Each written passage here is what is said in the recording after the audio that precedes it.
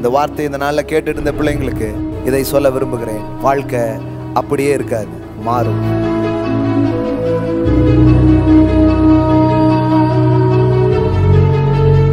செழிப்பு எங்க இருக்கு, அதுக்குள்ள நான் எப்படி போக முடியும், இவ்வளோ கேள்வி கேட்குறாங்க. நான் சொல்றேன், ரொம்ப சிம்பிளா உங்களுக்கு ஆன்சர் பண்றேன். உங்களை அதுல கொண்டு போகிற ஒரு தேவன் ஒருவர் இருக்கிறார். வழி தெரியாது, வழி நடத்துபவர் தெரியும். வேர் அப்படிங்கிறது தெரியாது, பட் ஹூ அப்படிங்கிறது தெரியும். எங்கேயாவது கடவுள் எப்பா இதுலயே இருந்துக்கோ, இதுக்கு மேல எதுவும் யோசிக்காத அப்படி யாரையாவது பார்த்து பேசியிருக்காரா? கடவுள் என்னைக்காவது ஒரு மனுஷங்கிட்ட வர்றாருன்னா வந்த உடனே என்ன பேசுறா தெரியுமா? தம்பி, இந்த லெவல்ல இருக்கக்கூடாது. அதுவும் நான் உன் வாழ்க்கையில வந்ததுக்கு அப்புறம் அதே லெவல்ல இருந்தா அப்புறம் எனக்கு என்ன மரியாதை, உனக்கு என்னதான் என்ன மரியாதை? கடவுளுடைய ஐடியா மனுஷன் உங்க தலை மேல ஏறி போறது இல்ல, தீக்குள்ள இருக்கிறது இல்ல, தண்ணீர்ல மூழ்கிறது இல்ல. தேவன் உங்களுக்காக வைத்திருக்கிற இடம் செழிப்பான இடமாக அது இருக்கிறது. கர்த்தருடைய இருதயம், கர்த்தருடைய கண்ணு உங்களுக்கு வந்துருச்சுன்னா நீங்க கூட என்ன பண்ணுவீங்கன்னா இதே கம்பேஷனோட வாழ ஆரம்பிப்பீங்க. இந்த அம்மா, இந்த குடும்பம், இந்த மக்கள் இப்படி கஷ்டப்படுறாங்களே, மக்களுக்கான இருதயம் கொண்ட ஒரு தலைவன் வருவான் என்றால் கர்த்தர் அவனை உட்கார வைப்பார் பெரிய ஒரு இடத்துல.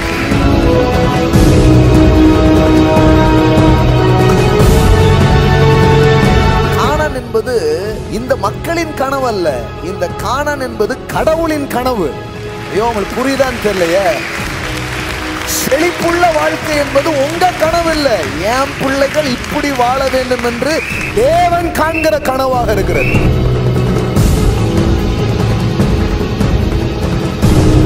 நீங்கள் செழிப்போதோ, நீங்கள் வெற்றி பெறுவதோ கஷ்டமான விஷயமே கிடையாது.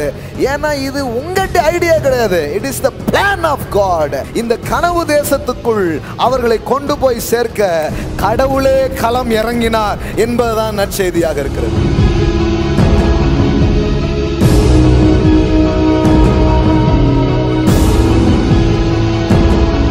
கடவுளை தேடாத, கடவுளை நம்பாத அவன் இஷ்டத்துக்கு போயிட்டு இருந்தானா, அந்த டைம்ல கூட கடவுள் எப்படி இருந்தாருன்னு வேதவசனம் சொல்லுது. செழிப்பை கொடுத்துடணும், நன்மையை கொடுத்துடணும், ஆகாரத்தை கொடுத்துடணும்னு அப்படி கொடுத்துதான் தன்னை குறித்த சாட்சியை கடவுள் விளங்க பண்ணுகிறாராம். நான் சொல்றேன், இன்னைக்கு இந்த வார்த்தைக்கு பிறகு இதை பார்த்து கொண்டிருக்கிறவங்க மேல அதை டிக்ளேர் பண்றேன். இனி வரும் நாட்கள் எல்லாம் செழிப்புள்ள நாட்கள் என்று டிக்ளேர் பண்றேன். Psalm 66 verse 2. மனுஷரை எங்கள் தலையின் மேல் ஏறி போக பண்ணினீர், தீயையும் தண்ணீரையும் கடந்து வந்தோம், செழிப்பான இடத்தில் எங்களை கொண்டு வந்து விட்டீர். ஸோ இந்த வார்த்தையிலிருந்து நாம் இந்த மாலையிலே தொடருவோம். செழிப்பான இடத்தில் எங்களை கொண்டு வந்து விட்டீர். எல்லாம் சொல்லுங்க, செழிப்பான இடத்தில் எங்களை கொண்டு வந்து விட்டீர். ஆமென்.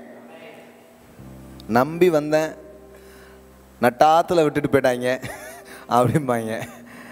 ஆனால் தேவன் எங்கே கொண்டு வந்து நிறுத்துறாரு, எங்கே கொண்டு வந்து விடுறாரு அப்படின்னு பார்த்தீங்கன்னா, செழிப்பான இடத்திலே எங்களை கொண்டு வந்து விட்டீர். Amen. You brought us out to into a place of abundance. எல்லாம் சொல்லுங்க, place of abundance. பரிபூர்ணத்தின் இடம் அப்படின்னு வருது. இன்னொரு இதில் எப்படி வருது, தமிழில் எப்படி வருது, செழிப்பான இடத்தில் எங்களை கொண்டு வந்து விட்டீர். எல்லாம் சொல்லுங்க, செழிப்பான இடம், வெல்த்தியஸ்ட் பிளேஸ். கடவுள் அவருடைய பிள்ளைகளுக்காக அவருடைய மனதிலே திட்டமிட்டிருப்பது, தீர்மானிப்பது இதைத்தான். அதனால தான் இங்கே நாம் படிக்கிறோம், தேவன் எங்களை செழிப்பான இடத்தில் கொண்டு வந்து விட்டீர். ஒருவேளை இன்னைக்கு உங்கள் அனுபவங்களில் அது இல்லாமல் இருக்கலாம், ஆனால் தேவன் அதைத்தான் உங்களுக்காக அவர் வைத்திருக்கிறார், அதைத்தான் அவர் உங்களுக்காக திட்டமிட்டிருக்கிறார். செழிப்பான ஒரு இடம். ஆமென். எல்லாம் சொல்லுங்க, செழிப்பான இடம். சிலரை பார்த்து நல்லா இருக்கீங்களான்னு கேட்பாங்க, சிலர் செழிப்பு தானா அப்படின்னு கேட்பாங்க. பார்த்துருக்கீங்களா நீங்கள்? செழிப்பு தானா அப்படிம்பாங்க. கர்த்தருடைய பிள்ளைகளுக்கு கர்த்தர் அப்படிப்பட்ட ஒரு வாழ்க்கையை அவர் வைத்திருக்கிறார். சிலருக்கு இதை சொல்லும்போது செழிப்புன்னு சொன்னால் அவங்களுக்கு செழிப்பாயிருது. என்ன பிரதர் ஒரே செழிப்பு தானா அப்படின்னு என்ன ஆயிடுறாங்க, சலிப்பாயிடுறாங்க. ஏன் இந்த மாதிரி காரியத்தங்கள்லாம் நம்ம தொடர்ந்து பேசிக்கொண்டே வருகிறோம் அப்படின்னு சொன்னால் பாருங்கள், எனக்கு ஒவ்வொரு நாளும் வர்ற ஃபோன் கால்ஸ், ஒவ்வொரு நாளும் வர்ற ஜெப குறிப்புகள், போதகர்களிடமிருந்து சரி, பிஸ்னஸ் பண்ணுறவங்ககிட்ட இருந்தும் சரி, சாதாரண விசுவாசிகள் பிள்ளைகள் எல்லார்கிட்ட இருந்தும் சரி, என்ன மாதிரியான ஃபீட்பேக்ஸ் எல்லாம் எனக்கு வருது அப்படின்னு பார்த்தா, அவங்க சொல்கிற காரியம் என்ன, இப்போ அன்னைக்கு கூட ஒன்று வந்தது, 6 லட்சம் ரூபா கடனில் என்ன பண்ணிட்டோம், மாட்டிக்கிட்டோம், குடும்பமாகவே செத்து போகணுங்கிற மாதிரி ஒரு நிலை, எங்களுக்கு உதவி வேணும், இதிலேருந்து எப்படி வெளியே வரணும் எங்களுக்கு தெரியல. இதே மாதிரி எத்தனை கதைகள் இருக்குது தெரியுமா? ஒரு கதைகள் 2 கதைகள் கிடையாது. அதனால் செழிப்பை பற்றி, வளமாய் வாழ்வதை பற்றி கண்டிப்பாக போதிச்சுக்கிட்டே இருக்கணும். ஆமென். சும்மா மாய்மாலம் பண்ணக்கூடாது. கிறிஸ்தவங்க என்னென்னா சர்ச்சில் ஒன்று பேசுகிறது, அப்புறம் திங்கக்கிழமையிலேருந்து வேறு மாதிரி ஒரு வாழ்க்கையே. அது சர்ச்சில் மட்டும் இது தப்பு, இது தேவையில்லைன்னு சொல்லிட்டு திங்கக்கிழமையே என்ன தான் யோசிக்கிறது, இந்த மாதம் சம்பளம் போடுவாங்களா, எக்ஸ்ட்ரா கூட்டுவாங்களா, இல்லை லாக்டவுனுக்காக கம்மி பண்ணிடுவாங்களா, இதுதான் யோசிச்சுட்ருக்குறது. திங்கள் டு சனிக்கிழமை வரைக்கும் எதை தான் யோசிக்கிறாங்க, காசு காசுன்ட்டு. ஞாயிற்றுக்கிழமை போனோடனே ஆண்டவரே ஆண்டவரேன்ட்டு. நான் என்ன சொல்கிறேன்னா, ஞாயிற்றுக்கிழமை தேவன் எப்படி காசை தாரான்னு சொல்லிட்டா திங்கள்லேருந்து சனிக்கிழமை வரைக்கும் அவரையே நினச்சிட்டு இருப்பீங்க. புரிஞ்சான்னு தெரியலையே. இது எப்படி இருக்குது பாருங்க, சூப்பர்ல. இது தேவன் அதை தராரு, கர்த்தர் அந்த ஏரியாவில் உங்களுக்கு உதவுறாருன்னு சொல்லி கொடுத்துட்டா அவன் காசுன்னு யோசிக்க மாட்டான். எனக்கு ஒரு யெகோவா ஈரே ஒருவர் இருக்கிறார், என் தேவைகளையெல்லாம் சந்திக்கிற ஒருத்தர் இருக்கிறார், என் கடன்லேருந்து என்னை வெளியில் கொண்டு வருவார், கடன் கொடுக்குற ஆளாக என்ன மாற்றுவார். இந்த காரியம் இதை பற்றி ஒரு போதனைகளை போதித்து ஒரு விசுவாசம் உள்ள கட்டி எழுப்பப்படவில்லை என்றால் மக்கள் ஒரு சக்ஸஸ்ஃபுல்லான ஒரு லைஃப்பை இந்த உலகத்தில் வாழ்கிறது ரொம்ப கஷ்டம். அதனால தான் விசுவாசிகள், அதுவும் கிறிஸ்தவர்களான பிறகு இப்படிப்பட்ட போதனைகளை அவங்க கேட்காததுனால அநேக கிறிஸ்தவ விசுவாசிகள் அவங்க கிறிஸ்தவ வாழ்க்கையை ஒரு போராட்டமாகவே அவங்க என்ன பண்ணிட்டு இருக்கிறாங்க, வாழ்ந்து கொண்டு இருக்கிறார்கள். அதனால தான் நாம் இதை தொடர்ந்து என்ன பண்ணுறோம், பேசுகிறோம். இவ்வளோ பேர் உங்களை திட்டுறாங்களே, இன்னும் பேசுகிறீங்களே அப்படின்னு கேட்குறாங்க. இவ்வளோ பேர் கல்லெறிகிறாங்க, அப்பவும் இதையே பேசுகிறீங்களேன்னு கேட்குறாங்க. பாருங்கள், இந்த திட்டுறதையும் கல்லெறியதையும் நாங்கள் பார்க்கல. இது போதித்து, இதை விசுவாசித்து தங்கள் வாழ்க்கையில் அப்படிப்பட்ட சிக்கலிருந்து வெளியே வருகிற வாழ்க்கையை நாங்கள் பார்க்கறதுனால எங்களுக்கு ரொம்ப சந்தோஷமாக இருக்குது. அதனால் தொடர்ந்து இதை நாங்கள் போதித்து கொண்டே இருக்கிறோம். ஆமென். அந்த ஃபீட்பேக் கேட்கும்போது ரொம்ப சந்தோஷமாக இருக்குது. இவங்க திட்டுறதெல்லாம் ஒரு பெரிய விஷயமாகவே இல்லை, இது ஒரு ஆவிக்குரிய போதனையா அப்படின்ட்டுலாம் என்ன பண்ணுறாங்க, சொல்கிறாங்க. ஜனங்களை வாழ வைக்க தேவன் வந்தார் என்று நாங்கள் நம்புகிறோம். ஜனங்க வாழ்வது ஆவிக்குரியதா பாவிக்குரியதாலாம் எனக்கு தெரியாது. ஜனத்தை வாழ வைக்க தேவன் வந்தார். ஆமென். வாழ்ந்திருக்க அவர் விரும்புகிறார் என்பதை நாங்கள் நம்புகிறோம். போன வாரம் 2 வாரத்துக்கு முன்னாடி கூட நான் சொன்னேன், நான் வாழ்ந்திருப்பேன் அப்படிங்கிற வரைக்கும் ஓகேங்கிறவங்க இருக்கிறாங்க சில பேர். நான் என்ன கேட்குறேன்னா, இப்போ என்ன பிரச்சனை, கடவுள் இன்னும் உங்களுக்கு சக்தியை கொடுத்து பலத்தை கொடுத்து உங்கள் மூலமாக கொஞ்சம் பேரை வாழ வைக்கிறதுல ஏதாவது தப்பு இருக்குதா? ஒரு தப்புமே இல்லை. அதுதான் செழிப்பில் இன்னும் பெருகுவது அல்லது கிருபையில் இன்னும் வளர்கிற ஒரு காரியமாக இருக்கிறது. ஆமென். ஹல்லேலூயா. அப்போது எந்த அளவுக்கு, how much money is enough அப்படின்ட்டு ஒரு கேள்வி கேட்டால் என்ன சொல்கிறது? இப்போ இங்கே இருக்கிற பேருக்கு ஒவ்வொருத்தருக்கும் ஒவ்வொரு பதில் இருக்கும். இவ்வளோ காசு இருந்தால் போதும் அப்படிங்கிறதுல ஒவ்வொருத்தருக்கும் ஒவ்வொரு பதில் இருக்கும். அப்படி பதில் சொல்லுகிற எல்லோரும் தங்களுக்கு எவ்வளவு போதுங்கிறதான் சொல்கிறாங்களே தவிர, இந்த பணம் என்பது ஏதோ என் தேவையை சந்திக்கிற ஒரு காரியம் மட்டும் இல்லாமல் சில தெய்வீக நோக்கத்தை இந்த பூமியிலே நான் செய்யும்படியாய் அனுப்பப்பட்டிருக்கிறேன். அல்லேலூயா.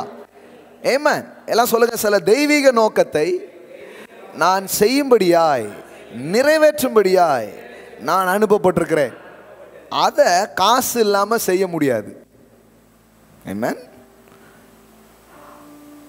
அதுக்கு ஒரு மெட்டீரியல் பொருள் இல்லாமல் இந்த மெட்டீரியல் வேர்ல்டில் நீங்கள் ஒரு வேலையை செய்வது கூடாத காரியம். இயேசுக்கே நிறைய மெட்டீரியல் தேவைப்பட்டது. இயேசு மெட்டீரியல் யூஸ் பண்ணாரா இல்லையா? என்னங்க, தொடவே மாட்டேன்ட்டாரா? இல்லை, ஏராளமாக மெட்டீரியல் என்ன பண்ணார்? யூஸ் பண்ணார். யூஸ் பண்ணி தான் பிதாவின் நோக்கத்தை இந்த பூமியில் என்ன பண்ணார்? நிறைவேற்றினார். நிறைய படகுகள்லாம் வச்சுட்டு போகிறாங்க. நம்ம ஃப்ளைட்டெல்லாம் வச்சுட்டு போகிறோம். ஆமென். ஆமென். இப்போ 2 கார் 3 கார் வச்சுக்கிட்டு அங்கங்கே போயிட்டுருக்குறோம். அதே மாதிரி ஃப்ளைட்டெல்லாம் எடுத்துகிட்டு அங்கங்கே என்ன பண்ணுவோம்? போவோம். ஆமென். மெட்டீரியல் யூஸ் பண்ணுறாரு. கழுதையை கொண்டு வாங்கங்கிறாரு, படகை கொண்டு வாங்கங்கிறாரு. எல்லாமே என்னென்ன மெட்டீரியல்ஸ் இருக்கோ, ஒரு நல்ல வீட்டை பாருங்க அப்படிங்கிறாரு. எல்லா மெட்டீரியலையும் அவர் என்ன பண்ணுறார்? எடுத்து பயன்படுத்துகிறார். ஸோ அதனால் நாம் இதை பற்றி ஒரு தவறான எண்ணங்கள் ஒரு நாளும் கொள்ள வேண்டியதே இல்லை. நாம் சரியான எண்ணங்களோடு இருக்க வேண்டியது அவசியம். இதை ஒவ்வொரு போதனையையும் நான் ஆரம்பிக்கும்போது ஒரு 2 நிமிஷமாக சொல்லிட்டு தான் ஆரம்பிக்கிறேன். ஏன்னா அந்த 2 நிமிஷம் தான் ரொம்ப முக்கியமான நிமிஷம். இப்போ இதை சொல்லலைன்னு வைங்களேன், டப்புன்னு மூடிடுவாங்க. மூடிட்டு ஐயோ இன்னைக்கும் செழிப்பா அப்படின்றாங்க. கர்த்தர் இப்படிப்பட்ட நோக்கத்தோட செழிப்பை நமக்கு தருகிறார். அதனால தான் நம்ம என்ன பண்ணுறோம்? மணி வித் அ மிஷன் அப்படின்னு சொல்கிறோம். எல்லாம் சொல்லுங்கள், மணி வித் அ மிஷன். நோக்கத்துடன் கூடிய செழிப்பு. புரியுதுங்களா? வெறும் செழிப்பு இல்லை. எப்படிப்பட்ட செழிப்பு? நோக்கத்துடன் கூடிய செழிப்பு. ஒரு நோக்கத்தோடு கடவுள் உங்கள் வாழ்க்கையில் என்ன தராரு? செழிப்பை தராரு. நீங்கள் அனுபவிக்கணும்னு விரும்புகிறாரு. அதை போன வாரத்துக்கு முந்தின வாரம் பேசினேன். அனுபவிக்கும் அனுகிரகம் கேட்டிங்களா? பிரசங்கம் கேட்டிங்களா? அனுபவிக்கும் அனுகிரகம். போன வாரம் தைத், த பர்பஸ் ஆஃப் தைதிங், தசமபாகத்தினுடைய நோக்கம் என்ன என்பதை போன வாரம் பேசணும், திறந்த வானத்தின் போதனையில். அதுக்கு முந்தின வாரம் என்ன பேசணும்? அனுபவிக்கும் அனுகிரகம். கடவுள் எப்படி அனுபவிப்பதற்கு சக்தியை கொடுக்கிறார் அப்படிதெல்லாம் பேசணும். அப்போ இன்னும் நம்ம கடவுளோடு நெருங்கி வாழ ஆரம்பிக்கும் போது, அவரை அறிகிற அறிவில் வளரும் பொழுது நம்ம என்ன ஆக முடியும்னா, நம்ம நிரப்பப்படுவது மட்டுமல்ல, நம்ம ஒரு ஊற்றாக, ஒரு வாய்க்காலாக மாற முடியும். ஆமென். பக்கத்தில் பார்த்து சொல்லுங்க, நீங்கள் ஒரு ஊற்று, நீங்கள் ஒரு வாய்க்கால். ஆமென். அப்போ உங்கள் மூலமாக அநேகருக்கு அது என்ன பண்ண முடியும்? பாய்ந்தோட முடியும். அப்போ இதுதான் முதல்ல ஒரு தனி மனிதன் பிளஸ் பண்ணப்பட்டு அப்புறம் அவனே என்னதான் மாறுறான்? ஆசீர்வாதமாக மாற்றுறான். தேவன் சொல்கிறாங்க, நான் உன்னை அநேகருக்கு ஆசீர்வாதமாய் வைப்பேன். நீனே ஒரு ஆசீர்வாதமாக ஆயிடுவேன். அது என்ன? அதில் என்ன தப்பு இருக்குது? ஒரு தப்புமே கிடையாது. நான் சாப்பாடு இல்லாமல் இருந்தேன், கடவுள் எனக்கு சாப்பாடு கொடுத்தாரு, சந்தோஷம். அப்புறம் அதோட போதும்னு இருந்துக்கோ. இல்லை, அது சுயநலம். இப்போ 4 பேருக்கு சாப்பாடு வாங்கி கொடுக்குற அளவுக்கு எனக்கு கொடுத்துருக்குறாரு. அது அற்புதமான ஒரு வாழ்வு. அதில் ஏதாவது தப்பு இருக்கா? ஒரு தப்புமே கிடையாது. நான் பாருங்க, இப்படி உங்கள் வாழ்க்கையில் எல்லா நிலையிலையும் நீங்கள் சொல்லலாம். நானே வேலை இல்லாமல் இருந்தேன், இப்போ கொஞ்சம் பேருக்கு வேலை கொடுக்குற மாதிரி கடவுளை என்னை ஆசீர்வதிச்சிட்டாரு. இதில் என்ன தப்பு இருக்குது? நம்ம ஆட்களுக்கு இன்க்ரீஸு, பெருக்கம், பிக் அப்படின்னாலே இவனுக்கு ஒரு பக்குன்னு ஆயிடுது. பிக்குன்னா இவனுக்கு என்ன ஆயிடுது? பக்குன்னு ஆயிடுது. தேவரீர் என்னை ஆசீர்வதித்து நீ எல்லையை பெரிதாக்கினா அவன் அப்படியே பார்க்காங்க, என்னையா யாப்பேசி இப்படி கிடந்து ஜோம் பண்ணிட்டு இருக்கான், பிராஸ்பரிட்டி சர்ச்சுக்கு போவான் போல. என் எல்லையை பெரிதாக்கி துக்கப்படுத்திட்டாங்க. துக்கத்தை மாற்றும், உங்கள் துக்கம் சந்தோஷமாய் மாறும். அது வரைக்கும் ஓகே பாஸ், உங்கள் துக்கம் அது வரைக்கும் ஓகே. இது என்னது? அவன் சொல்லிட்டான், தீங்கு என்னை துக்கப்படுத்தாத படிக்கு. இனிமே என் வாழ்க்கையில் தீங்கே இருக்கக்கூடாது, உங்களுடைய கரம் தான் இருக்கணும். ஆமென். ஆமாம், கவலையே இருக்கக்கூடாது, உங்கள் கரம் தான் இருக்கணும். என் எல்லையை பெருசாக்கிருங்க அப்படிங்க. கடவுளும் பாருங்க, அவன் வேண்டிக் கொண்டதை தந்தருளினார் அப்படின்னே போட்டிருக்கு. ஆமென். அப்போ பைபிளில் நானும் திருப்பி படிக்கிறேன். சிலர் எல்லாம் சொல்லுறதில்ல, நம்ம தான் கொஞ்சம் அதிகமாக போகிறோமோன்னு திருப்பி நான் படிப்பேன். அதாவது நான் சொல்கிறத நீங்கள் கன்சிடர் பண்ணுறதே இல்லையோ, ஆனால் நீங்கள் சொல்கிறத நான் நிறைய நேரம் கன்சிடர் பண்ணி கொஞ்சம் எக்ஸ்ட்ரா பார்த்துக்கிறது. அப்படி திருப்பி திருப்பி நான் பார்க்கும்போது எனக்கு தெரியுதுன்னா, தேவன் ரொம்ப இன்ட்ரெஸ்டடாக இருக்கிறாரு நம்முடைய பெருக்கத்தின் மேலே, நம்முடைய செழிப்பின் மேலே, நம்முடைய உயர்வின் மேலே. அவருக்கு ஒரு அலாதி பிரியம் இருக்குங்கிறத நான் பார்க்குறேங்க. எல்லாம் சொல்லுங்க, தேவனுக்கு ஒரு அலாதி பிரியம் இருக்கு என்னுடைய பெருக்கத்தின் மீது. ஆமென். அவருக்கு பெரிய ஒரு பிரியம், அவருக்கு ஒரு பெரிய ஆசை இருக்குது. அதனால பாருங்க, செழிப்பு, வெற்றி இதெல்லாம் கஷ்டம்னே நினைக்காதீங்க. எல்லாம் சொல்லுங்க, அதெல்லாம் கஷ்டம் கிடையாது. ஏன் தெரியுமா? செழிப்பான இடத்தில் எங்களை கொண்டு வந்து விட்டீர், அவரே கொண்டு போய் உங்களை விடுறார். ஆமென். ஒருவேளை அப்படிப்பட்ட பின்னணி உங்களுக்கு இல்லாமல் இருக்கலாம், அதெல்லாம் எப்படிங்க நடக்கும் அப்படிங்கிற காரியம் உங்களுக்கு இருக்கலாம். ஆனால் கடவுளுடைய வார்த்தை சொல்லுகிறது, கடவுளே ஒரு மனுஷன் என்ன பண்ணுறாரு? செழிப்பான இடத்தில் எங்களை கொண்டு வந்து வெட்டீர். செழிப்பு எங்கே இருக்குது? அதுக்குள்ளே நான் எப்படி போக முடியும்? இவ்வளோ கேள்வி கேட்குறாங்க. நான் சொல்கிறேன், ரொம்ப சிம்பிளாக உங்களுக்கு ஆன்சர் பண்ணுறேன். எல்லாமே நான் சொல்லலாம். செழிப்பு எங்கே இருக்குது, செழிப்புக்கு போகிற வழி என்ன, இதெல்லாம் நம்ம பேசலாம். ஆனால் அதுக்கு முன்னாடி இன்னொன்று தெரிஞ்சுக்கோங்க. இது எதுவுமே உங்களுக்கு தெரியாட்டா கூட கவலைப்படாதீங்க. உங்களை அதில் கொண்டு போகிற ஒரு தேவன் ஒருவர் இருக்கிறார். ஆமென். செழிப்பான இடத்திலே எங்களை கொண்டு வந்து விட்டீர். உங்களை நடுகாட்டில் சிலர் விட்டுட்டு போயிருக்கலாம், நட்டாத்தில் சிலர் விட்டுட்டு போயிருக்கலாம், ஸ்டார்ட் பண்ணிட்டு விட்டுட்டு போயிருக்கலாம், அதை இதை செய்வன் விட்டுட்டு போயிருக்கலாம். ஆனால் கடவுள் சொல்கிறாரு, நான் உனக்கு சொன்னதை செய்யும் அளவும் நான் உன்னை கை விடுவதில்லை. நான் உன்னை செழிப்பான இடத்துல கொண்டு வந்து விடுகிற தேவனாக இருக்கிறேன். ஆமென். அதனால் வாழ்க்கையில் வந்து பாருங்கள், இதை தான் நம்ம பார்க்கணும். தேவனை பார்க்கணும். பணம், காசு, வெற்றி இதெல்லாம் ரொம்ப கஷ்டம், அதெல்லாம் அடையிறது ரொம்ப பெரிய ஒரு கம்பசூத்திரம் அப்படிங்கிற மாதிரிலாம் யோசிக்காதீங்க. நீங்கள் தேவனை அறிந்தால் போதும், வாழ்க்கையில் நீங்கள் வெற்றி பெறுவது நிச்சயம். அல்லேலூயா. எல்லாம் சொல்லுங்கள், தேவனை அறிகிறவர்கள் வெற்றி பெறுவது சுலபம். உண்மையிலங்க, நான் ஸ்ட்ராங்காக போல்டாக இந்த மாலையில் சொல்ல விரும்புகிறேன். கர்த்தரை மட்டும் நீங்கள் அறிஞ்சிங்கன்னா வாழ்க்கையில் கண்டிப்பாக ஜெயிப்பீங்க, வாழ்க்கையில் கண்டிப்பாக செழிப்பீங்க, வாழ்க்கையில் கண்டிப்பாக பெருகுவீங்க. அதனால தான் பாருங்கள், சிலருக்கு காசு பணம் கொடுக்கறத விட நான் உங்களுக்கு என்ன சொல்ல விரும்புகிறேன்னா, இந்த கர்த்தரை நீங்கள் அறிஞ்சிருக்கீங்களா? இந்த தேவனை நீங்கள் அறிஞ்சிருக்கீங்களா? இந்த தேவன் எப்படிப்பட்டவர்னு உங்களுக்கு தெரியுமா? ஏன்னா இது உங்களுக்கு தெரிஞ்சிச்சுன்னா காசு பணத்தை விட ரொம்ப பெருசு. ஆமென்.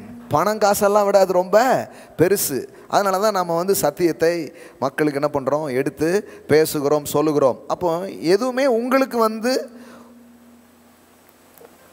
உங்களுக்கு வந்து அதிகமாகிறதுல தப்பே கிடையாது. எல்லாம் சொல்லுங்கள், அதிகத்தில் தப்பு இல்லை. ஆமென். தேவனே பெரியவர் தானே சொல்லிட்டு இருக்கீங்க. ஆமென். அவர் பேரே L Shaddai, the God of more than enough. ஆமென்.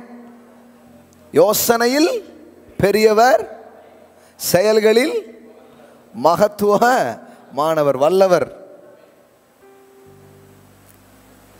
எங்கேயாவது கடவுள் எப்பா இதிலே இருந்துக்கோ, இதுக்கு மேலே எதுவும் யோசிக்காத அப்படி யாரையாவது பார்த்து பேசியிருக்காரா? கடவுள் என்னைக்காவது ஒரு மனுஷங்கிட்ட வர்றாருன்னா வந்த உடனே என்ன பேசுகிறார் தெரியுமா? தம்பி, இந்த லெவலில் இருக்கக்கூடாது. ஆமென். அதுவும் நான் உன் வாழ்க்கையில் வந்ததுக்கப்புறம் அதே லெவலில் இருந்தால் அப்புறம் எனக்கு என்ன மரியாதை, உனக்கு என்ன மரியாதை? ஆமென். ஏன் நீங்கள் வந்து நீங்கள் எதாவது பண்ண இந்த தியாலஜி உங்களுக்கு பெரிய ஒன்றும் அந்த சிம்பிளாக படிங்க பைபிள். கடவுள் ஒரு மனுஷனை சந்திக்கும் போதெல்லாம் கடவுள் என்ன பண்ணுறான்னு பாரு. கூப்பிட்டு அவனை மட்டும் இல்லை, உன் பிள்ளை, உன் சந்ததி எல்லாத்தையும் ஆசீர்வதிக்கின்றார். அப்போ நான் என்ன பார்க்குறேன்னா, கர்த்தருக்கு ஒரு ஹார்ட் இருக்குது, கர்த்தருக்கு ஒரு இருதயம் இருக்குது. என்ன இருதயம் தெரியுமா? இஸ்ரவேலை ஆசீர்வதிப்பதே கர்த்தருக்கு பிரியம். ஆமென். சில சொல்லுவாங்க, கர்த்தருக்கு பிரியமானதை செய்ய வேண்டுமே. ஆனால் அவர் பிரியமானதான் பேசிகிட்டு இருக்கிறேன் நான். இஸ்ரவேலை ஆசீர்வதிப்பதே கர்த்தருக்கு பிரியம். எல்லாம் சொல்லுங்க, நான் ஆசீர்வதிக்கப்பட்டு இருப்பது தேவனுக்கு பிரியமான ஒரு காரியமாக இருக்குது. நீங்கள் கஷ்டப்படுறது அவருக்கு பிரியம் இல்லை, காசு இல்லைன்னு நீங்கள் நொந்துக்கிறது அவருக்கு பிரியம் இல்லை. ஐயோ என்னெல்லாமோ நான் செய்யணும்னு நினச்சேன், என் பிள்ளைகளுக்கு செய்ய முடியலன்னு வருத்தப்படுறது அவருக்கு பிரியமே இல்லை. பாருங்க, அந்த அம்மா எனக்கு அந்த ஆடியோ அனுப்பும்போது சொல்லுது, என் பிள்ளையெல்லாம் விட்டு நான் பிரிஞ்சு எங்கேயோ ஒரு நாட்டில் கஷ்டப்பட்டுக்கிட்டு இருக்கேன். என் கணவர் வர்ற காசெல்லாம் வட்டி கட்டுறதுக்கு தான் போகுது. நல்ல சாப்பாடு கூட அவங்களால சாப்பிட முடியலை. இப்போ இந்த லாக்டவுன் இந்த பிரச்சனைனால சம்பளம் வேறு என்ன பண்ண மாட்டேங்காங்க மக்கள் பாருங்கள் என்ன மாதிரிலாம் இருக்காங்க. அப்போ இந்த மாதிரி ஒரு சமூகத்தில் ஒரு உலகத்தில் மக்கள் இருக்கும் பொழுது அவங்களுக்கு தேவனை நாம் இவ்விதமாக அறிமுகப்படுத்த வேண்டியது அவசியமாக இருக்குது. இவங்கிட்ட போயிட்டு கவலைப்படாத இயேசு சீக்கிரம் வந்துடுவார் அப்படின்னா எப்படி இருக்கும்? செவ்வாய்க்கிழமைக்குள்ளே வந்துடுவாரா பிரதர்? ஏன்னா திங்கக்கிழமை காலையில் கடங்காரன் வரேன்னு இருக்கான் அப்படின்னு இருப்பாங்க. கவலைப்படாத, உனக்கு பரலோகத்தில் நல்ல வீடெல்லாம் கட்டி வச்சுருக்காங்க அப்படின்னு அவன் இங்கே வாடகையாவது கட்டிட்டானா ரொம்ப சந்தோஷம். இதுதான் பாருங்களேன், கொஞ்சம் கூட செட்டே ஆக மாட்டுக்கு. அதனால தான் நம்முடைய காஸ்பல் ஒன்றும் பவர்ஃபுல்லாக இல்லை. அதனால தான் பைபிள் பேசுகிற காஸ்பலாக நம்ம பேசணும். இயேசு ரொம்ப தெளிவாக சொல்லிட்டார். ஏசாயா 60:61 நீங்கள் எடுத்து வாசித்து பாருங்கள். இயேசுவின் ஊழியத்தை அவ்வளவு விரிவாக அந்த வசனங்கள் சொல்லுகிறது. என்ன பாருங்கள், எல்லாமே மக்களுடைய தேவையை சந்திக்கிற ஒரு ஊழியமாகத்தான் அது இருக்குது. ஏசாயா 61 பாருங்கள் என்ன இருக்குது பாருங்கள். அதாவது மேசியாவாகிய கிறிஸ்து இந்த பூமிக்கு வந்து அவர் ஒரு ஊழியத்தை செய்வார்.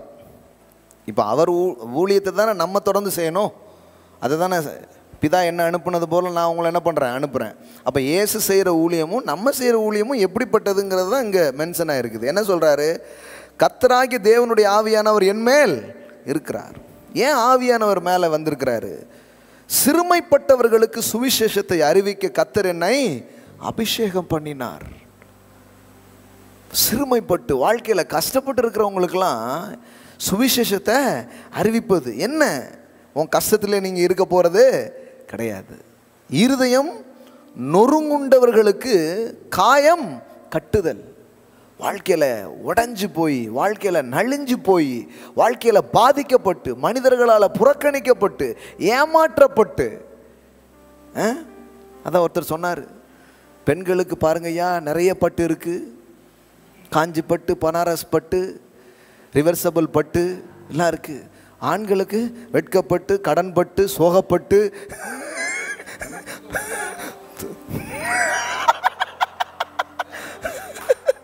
இம்புட்டு பட்டு இருக்கு அப்படிங்கிறாரு.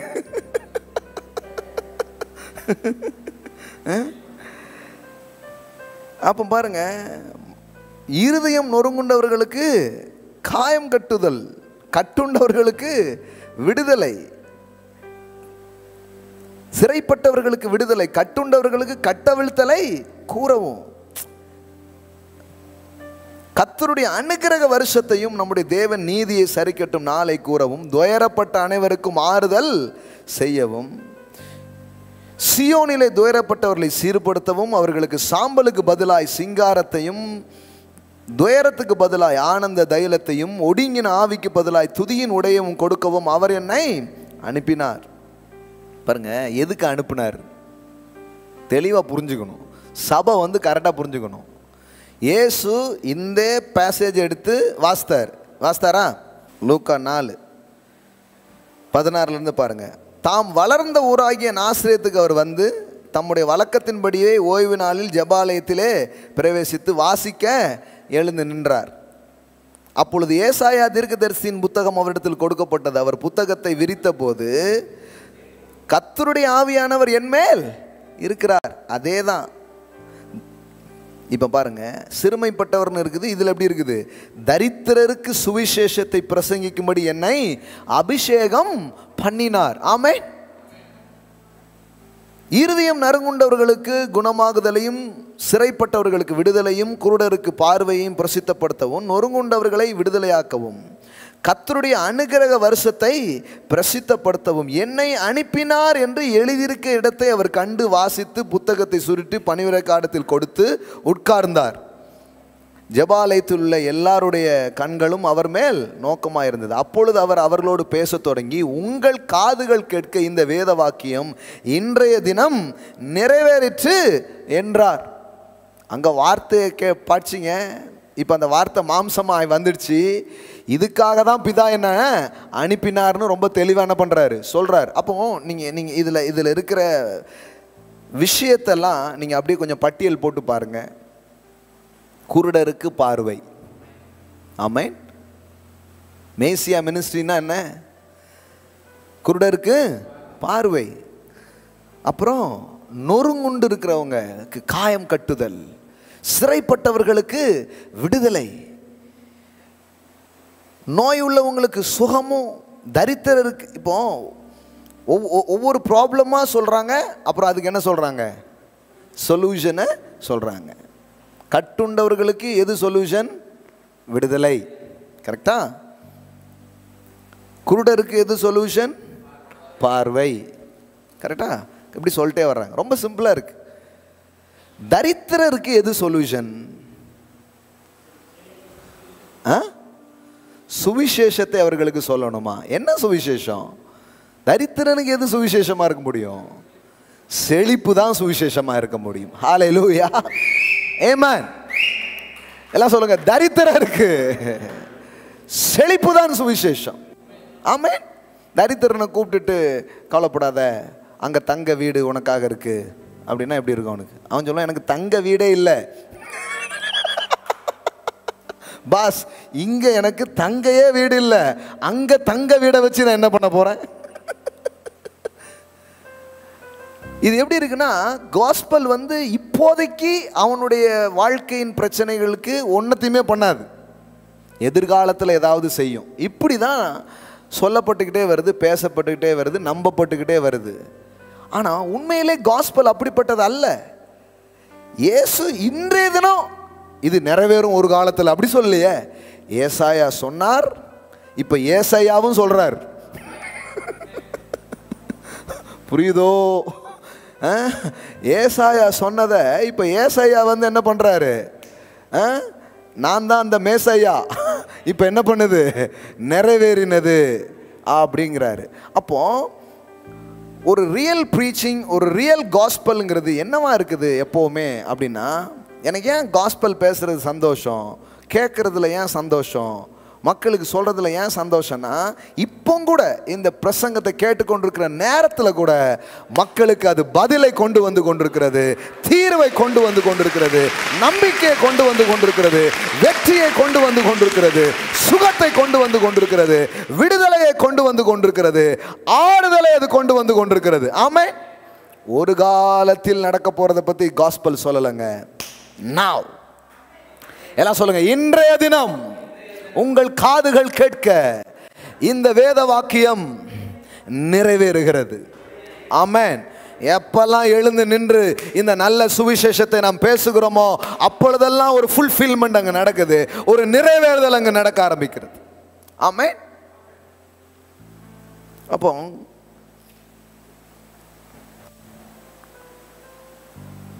பெருசு தப்பு இல்லை, பெருக்கம் தப்பு இல்லை. வாழ்க்கையின் காரியங்களுக்கு பதில பேசும் பொழுது இதெல்லாம் வேதத்தில் இல்லாததுன்னு சொன்னா அப்புறம் பைபிள் படிச்சோமானே தெரியலீங்களா? பழைய ஏற்பாட்டில இருந்து வாசித்து காமிச்சாச்சு, புதிய ஏற்பாட்டிலையும் வாசித்தாச்சு. இயேசு போய் எல்லாத்துக்கும் பரலோகத்துக்கு ஆட்களை ரெடி பண்ணுங்க அப்படின்னு அனுப்புனாரா? கூப்பிட்டாரு. குருடன் கண்ணெல்லாம் திறக்கணும், முடவர்கள் யாரும் இருக்கக்கூடாது, மரித்தோரெல்லாம் எழுப்புங்க, குஷ்டரோகிகளாம் சொஸ்தமாக்குங்க. ஆமென். அப்படி செஞ்சுட்டு சொல்லுங்க, இப்படிதான் அவர் ஆட்சியில் இருக்கும். That is the kingdom of God. That is the kingdom of God. ஆமென். நம்ம அதெல்லாம் பண்றதே கிடையாது. இந்த ரீதியில் இதுக்கே என்ன இம்மாம் குத்துனீங்கன்னா கடனில் இருக்க மாட்டீங்க, கடவுளுங்க அதை எப்படி பாருங்க. ஒவ்வொரு ஏரியாவிலையும் ஒர்க் பண்ணணும். கடவுள் ஒவ்வொருத்தரையும் அழைக்கிறார். ஆமென்.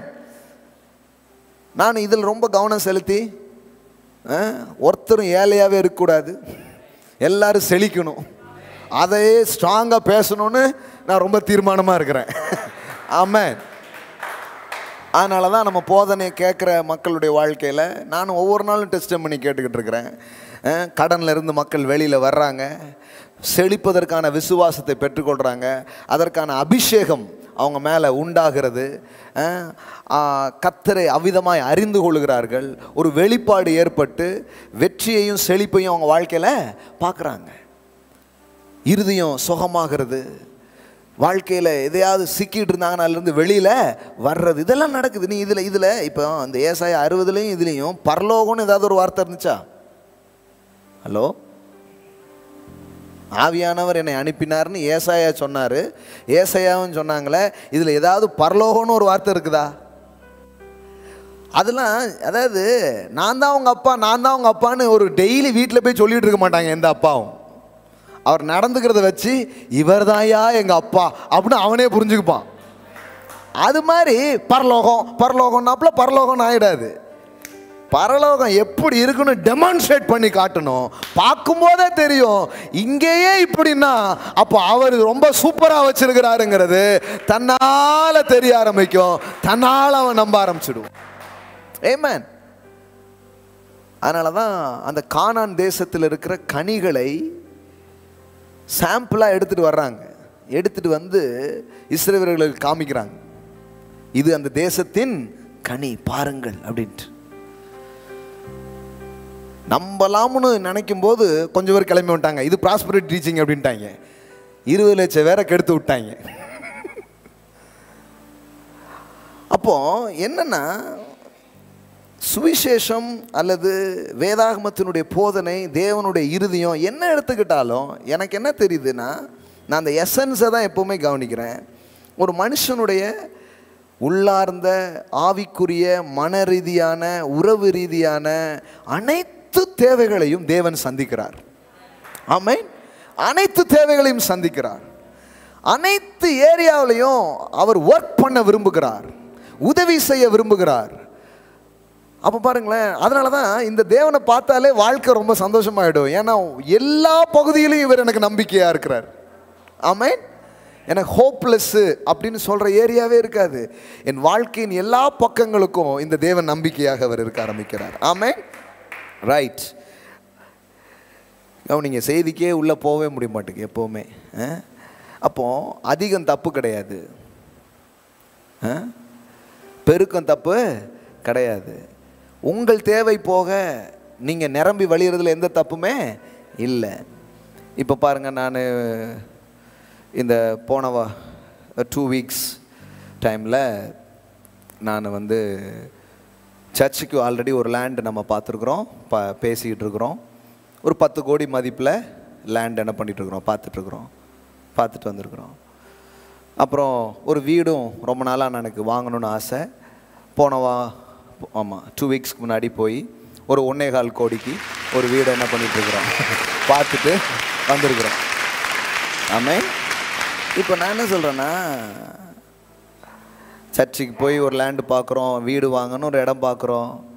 நான் நினைக்கிறேன்னா இந்த கோடி ஆஃபீஸ் ரூமில் உட்காந்து தான் சொல்லுவேன், ஆண்டவரே 10 கோடியோ 1.25 கோடியோ இதெல்லாம் ஒன்றுமே இல்லை, நீர் பெரியவராக இருக்கிறீர், நீர் பெரியவராய் இருக்கிறீர். இதுக்காக யாரையும் போட்டு நான் உழுப்ப வேண்டியதும் இல்லை, கிளப்ப வேண்டியதும் இல்லை.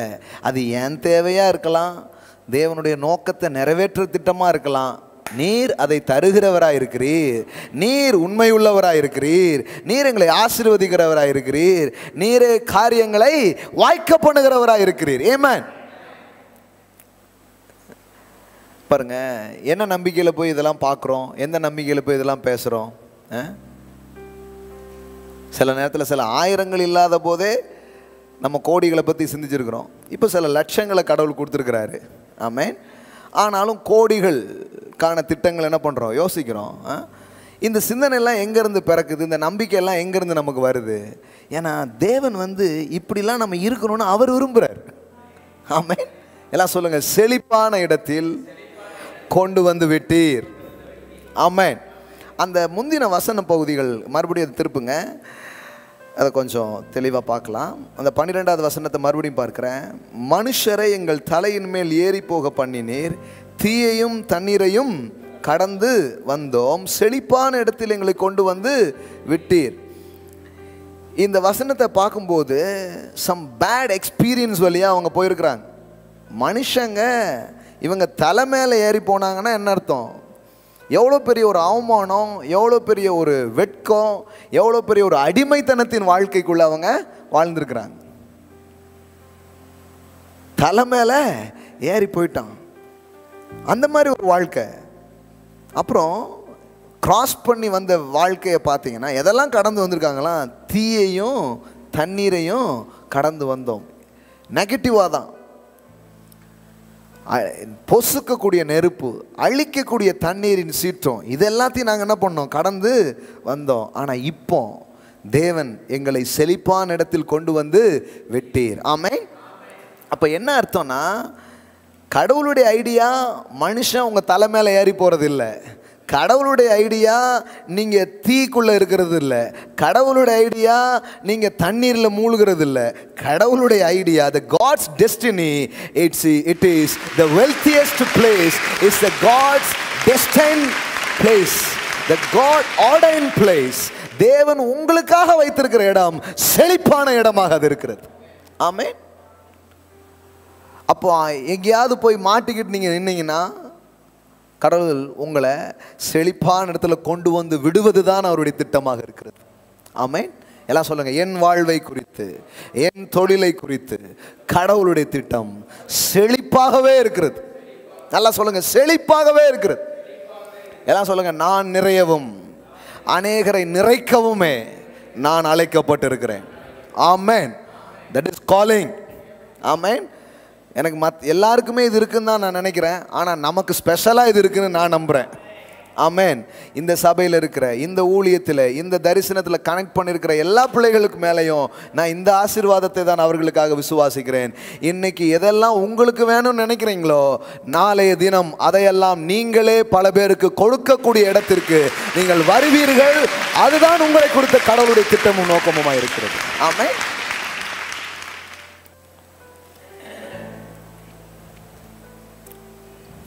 அப்போ செழிப்பான இடத்துக்கு நான் போக முடியுமா? கவலைப்படாதீங்க, கொண்டு போய் சேர்க்கிறார், கொண்டு போய் விட்டீர்.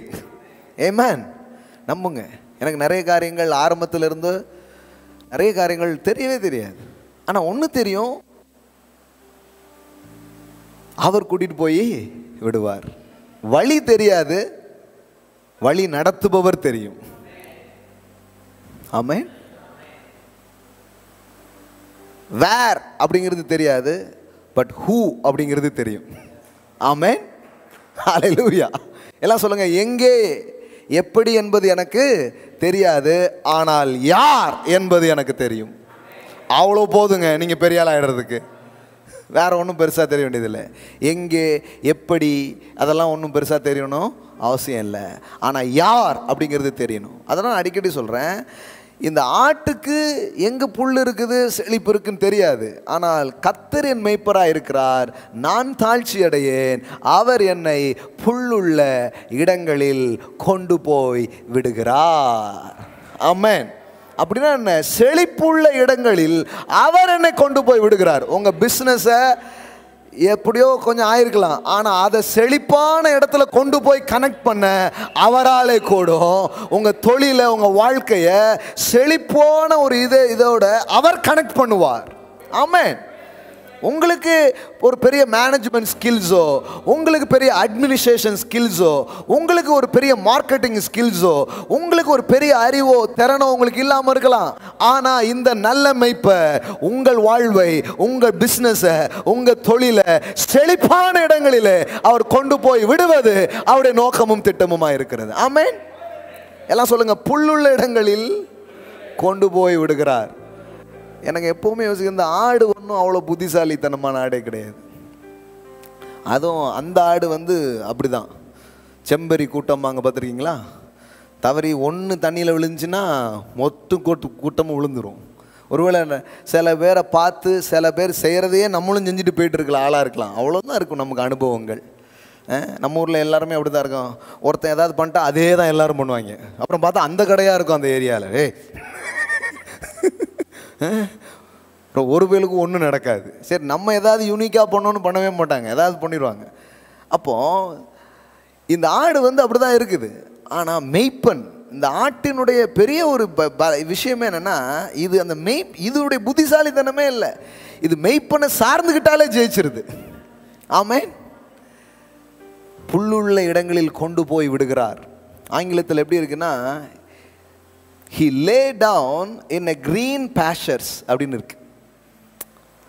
என்னை வந்து புல் தரையிலேயே படுக்க வைக்கிறார் அப்படின்னு இருக்கு. ஆமென். புல்லு சாப்பிட்றது கிடைக்குமா? இல்லை, அது மேலதான் தூங்கவே போறீங்க, கட்டு கட்டா வச்சு.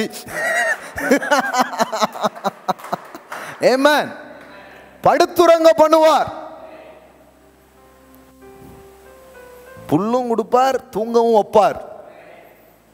சிலர் ரொம்ப புல்லு இருந்தால் தூக்கம் வராதுங்க. இல்லைங்க, எங்கள் ஆண்டவர் நல்ல தூக்கத்தையும் கொடுப்பார், நல்ல புல்லாகவும் தருவார். ஆமென். சில சொல்லுவாங்க, ரொம்ப போய் பணக்காரனாராடா தூக்கம் வந்துடாது அப்படின்ட்டாங்க. கடைசியாக நீங்கள் பார்த்த படம் அண்ணாமலையா அப்படிங்கிற மாதிரி ஆகி போயிருது. அப்படிலாம் கிடையாதுங்க. கர்த்தரின் ஆசீர்வாதம் ஐஸ்வரியத்தை தரும், அதனோடு வேதனையை கூட்டார். ஒருத்தர் சொல்கிறான், பணக்காரனா அந்த சிபிஐலாம் வருமாமே அப்படிங்க. உனக்கு ஏன்னா அதை இப்போவுமே உட்காந்து அந்த ரேஞ்சுக்கு யோசிச்சுட்டு இருக்கிறது. இன்கம் டேக்ஸ் ஆஃபீஸ்லேருந்து தான் வந்துடுவாங்களாமே, நீ உங்களுக்கு டேக்ஸ் கட்டணும் வர போகிறேன். கடவுள் வந்து உங்களை ஆசீர்வதிக்கும் போது உங்களுக்கு டேக்ஸையும் ஈஸியாக கட்டுற அளவுக்கு ஆசீர்வாதத்தை தருவார். ஆமென். பே பண்ண உதவி செய்வார். அதுவும் எங்கள் கையில் வச்சுருக்க பைபிளில் தான் இருக்குது. ஒரு மீன் வாயிலிருந்து காசு எடுத்து இயேசு தனக்கும் டேக்ஸ் பண்ணி உங்களுக்கும் டேக்ஸ் எல்லாம் கட்டுங்கன்ட்டார். இயேசுக்கு எப்படிப்பட்ட டீம் இருந்திருக்காங்க பாருங்க, எல்லாம் டேக்ஸ் பேயராக இருந்திருக்காங்க. ஹலோ, நீங்க பாருங்களேன், இவங்க கண்ணில் படுறது பூரா தரித்திரம் தான் போட்டுக்கிட்டு இருக்கு. அவங்க பாருங்களேன், வரி செலுத்துகிறவர்களாக. இயேசு மட்டும் இல்லை, இயேசு கூட இருந்தவங்களும் டேக்ஸ் பேயராக இருந்திருக்கிறாங்க, வரியை செலுத்துகிறவர்களாக அவங்க இருந்திருக்கிறாங்க. அப்போ பாருங்கள், கடவுள் உங்கள் வாழ்க்கையில் இடைப்படும் பொழுது, உங்களை ஆசீர்வதிக்கும் பொழுது இதெல்லாம் ஒரு பிரச்சனையே கிடையாது. எல்லா காரியத்தையும் செய்ய அவர் உங்களுக்கு உதவி செய்வார். ஆமென். எல்லாம் சொல்லுங்கள், செழிப்பான இடங்களிலே எங்களை கொண்டு வந்து விட்டீர். வாழ்க்கை எங்கேயோ போய்ட்டு நினைக்காதீங்க, இங்கே தான் வரும், இங்கே தான் கொண்டு வந்து விடுவார். ஆமென். அப்போ அந்த ஆட்டுக்கு அந்த அளவுக்கு ஒரு நடத்துதலை அவர் தருகிறார். புல்லுள்ள இடங்களுக்கு நேராக நடத்துகிறார், செழிப்புள்ள இடங்களுக்கு நேராக நடத்துகிறார். யாத்திராகமம் புஸ்தகம் 3ஆம் அதிகாரத்துக்கு வாங்க. யாத்திராகமம் 3:7 and 8. அப்பொழுது கர்த்தர், எகிப்தில் இருக்கிற என் ஜனத்தின் உபத்திரவத்தை நான் பார்க்கவே பார்த்து. கர்த்தர் என்ன மாதிரி கர்த்தர் பாருங்க, ஜனங்க கஷ்டப்படுறாங்கன்னா அதை பார்க்குறாரு அவர். ஆமென். சண்டே சொன்ன இல்லையா, இயேசு திரளான ஜனங்களை கண்டபோது மனது உருகினார். எல்லாம் சொல்லுங்க, மனது உருகினார். அப்போ எகிப்தில் இருக்கிற என் ஜனத்தின் உபத்திரவத்தை நான் பார்க்கவே பார்த்து. எல்லாம் சொல்லுங்க, பார்க்கவே பார்த்து.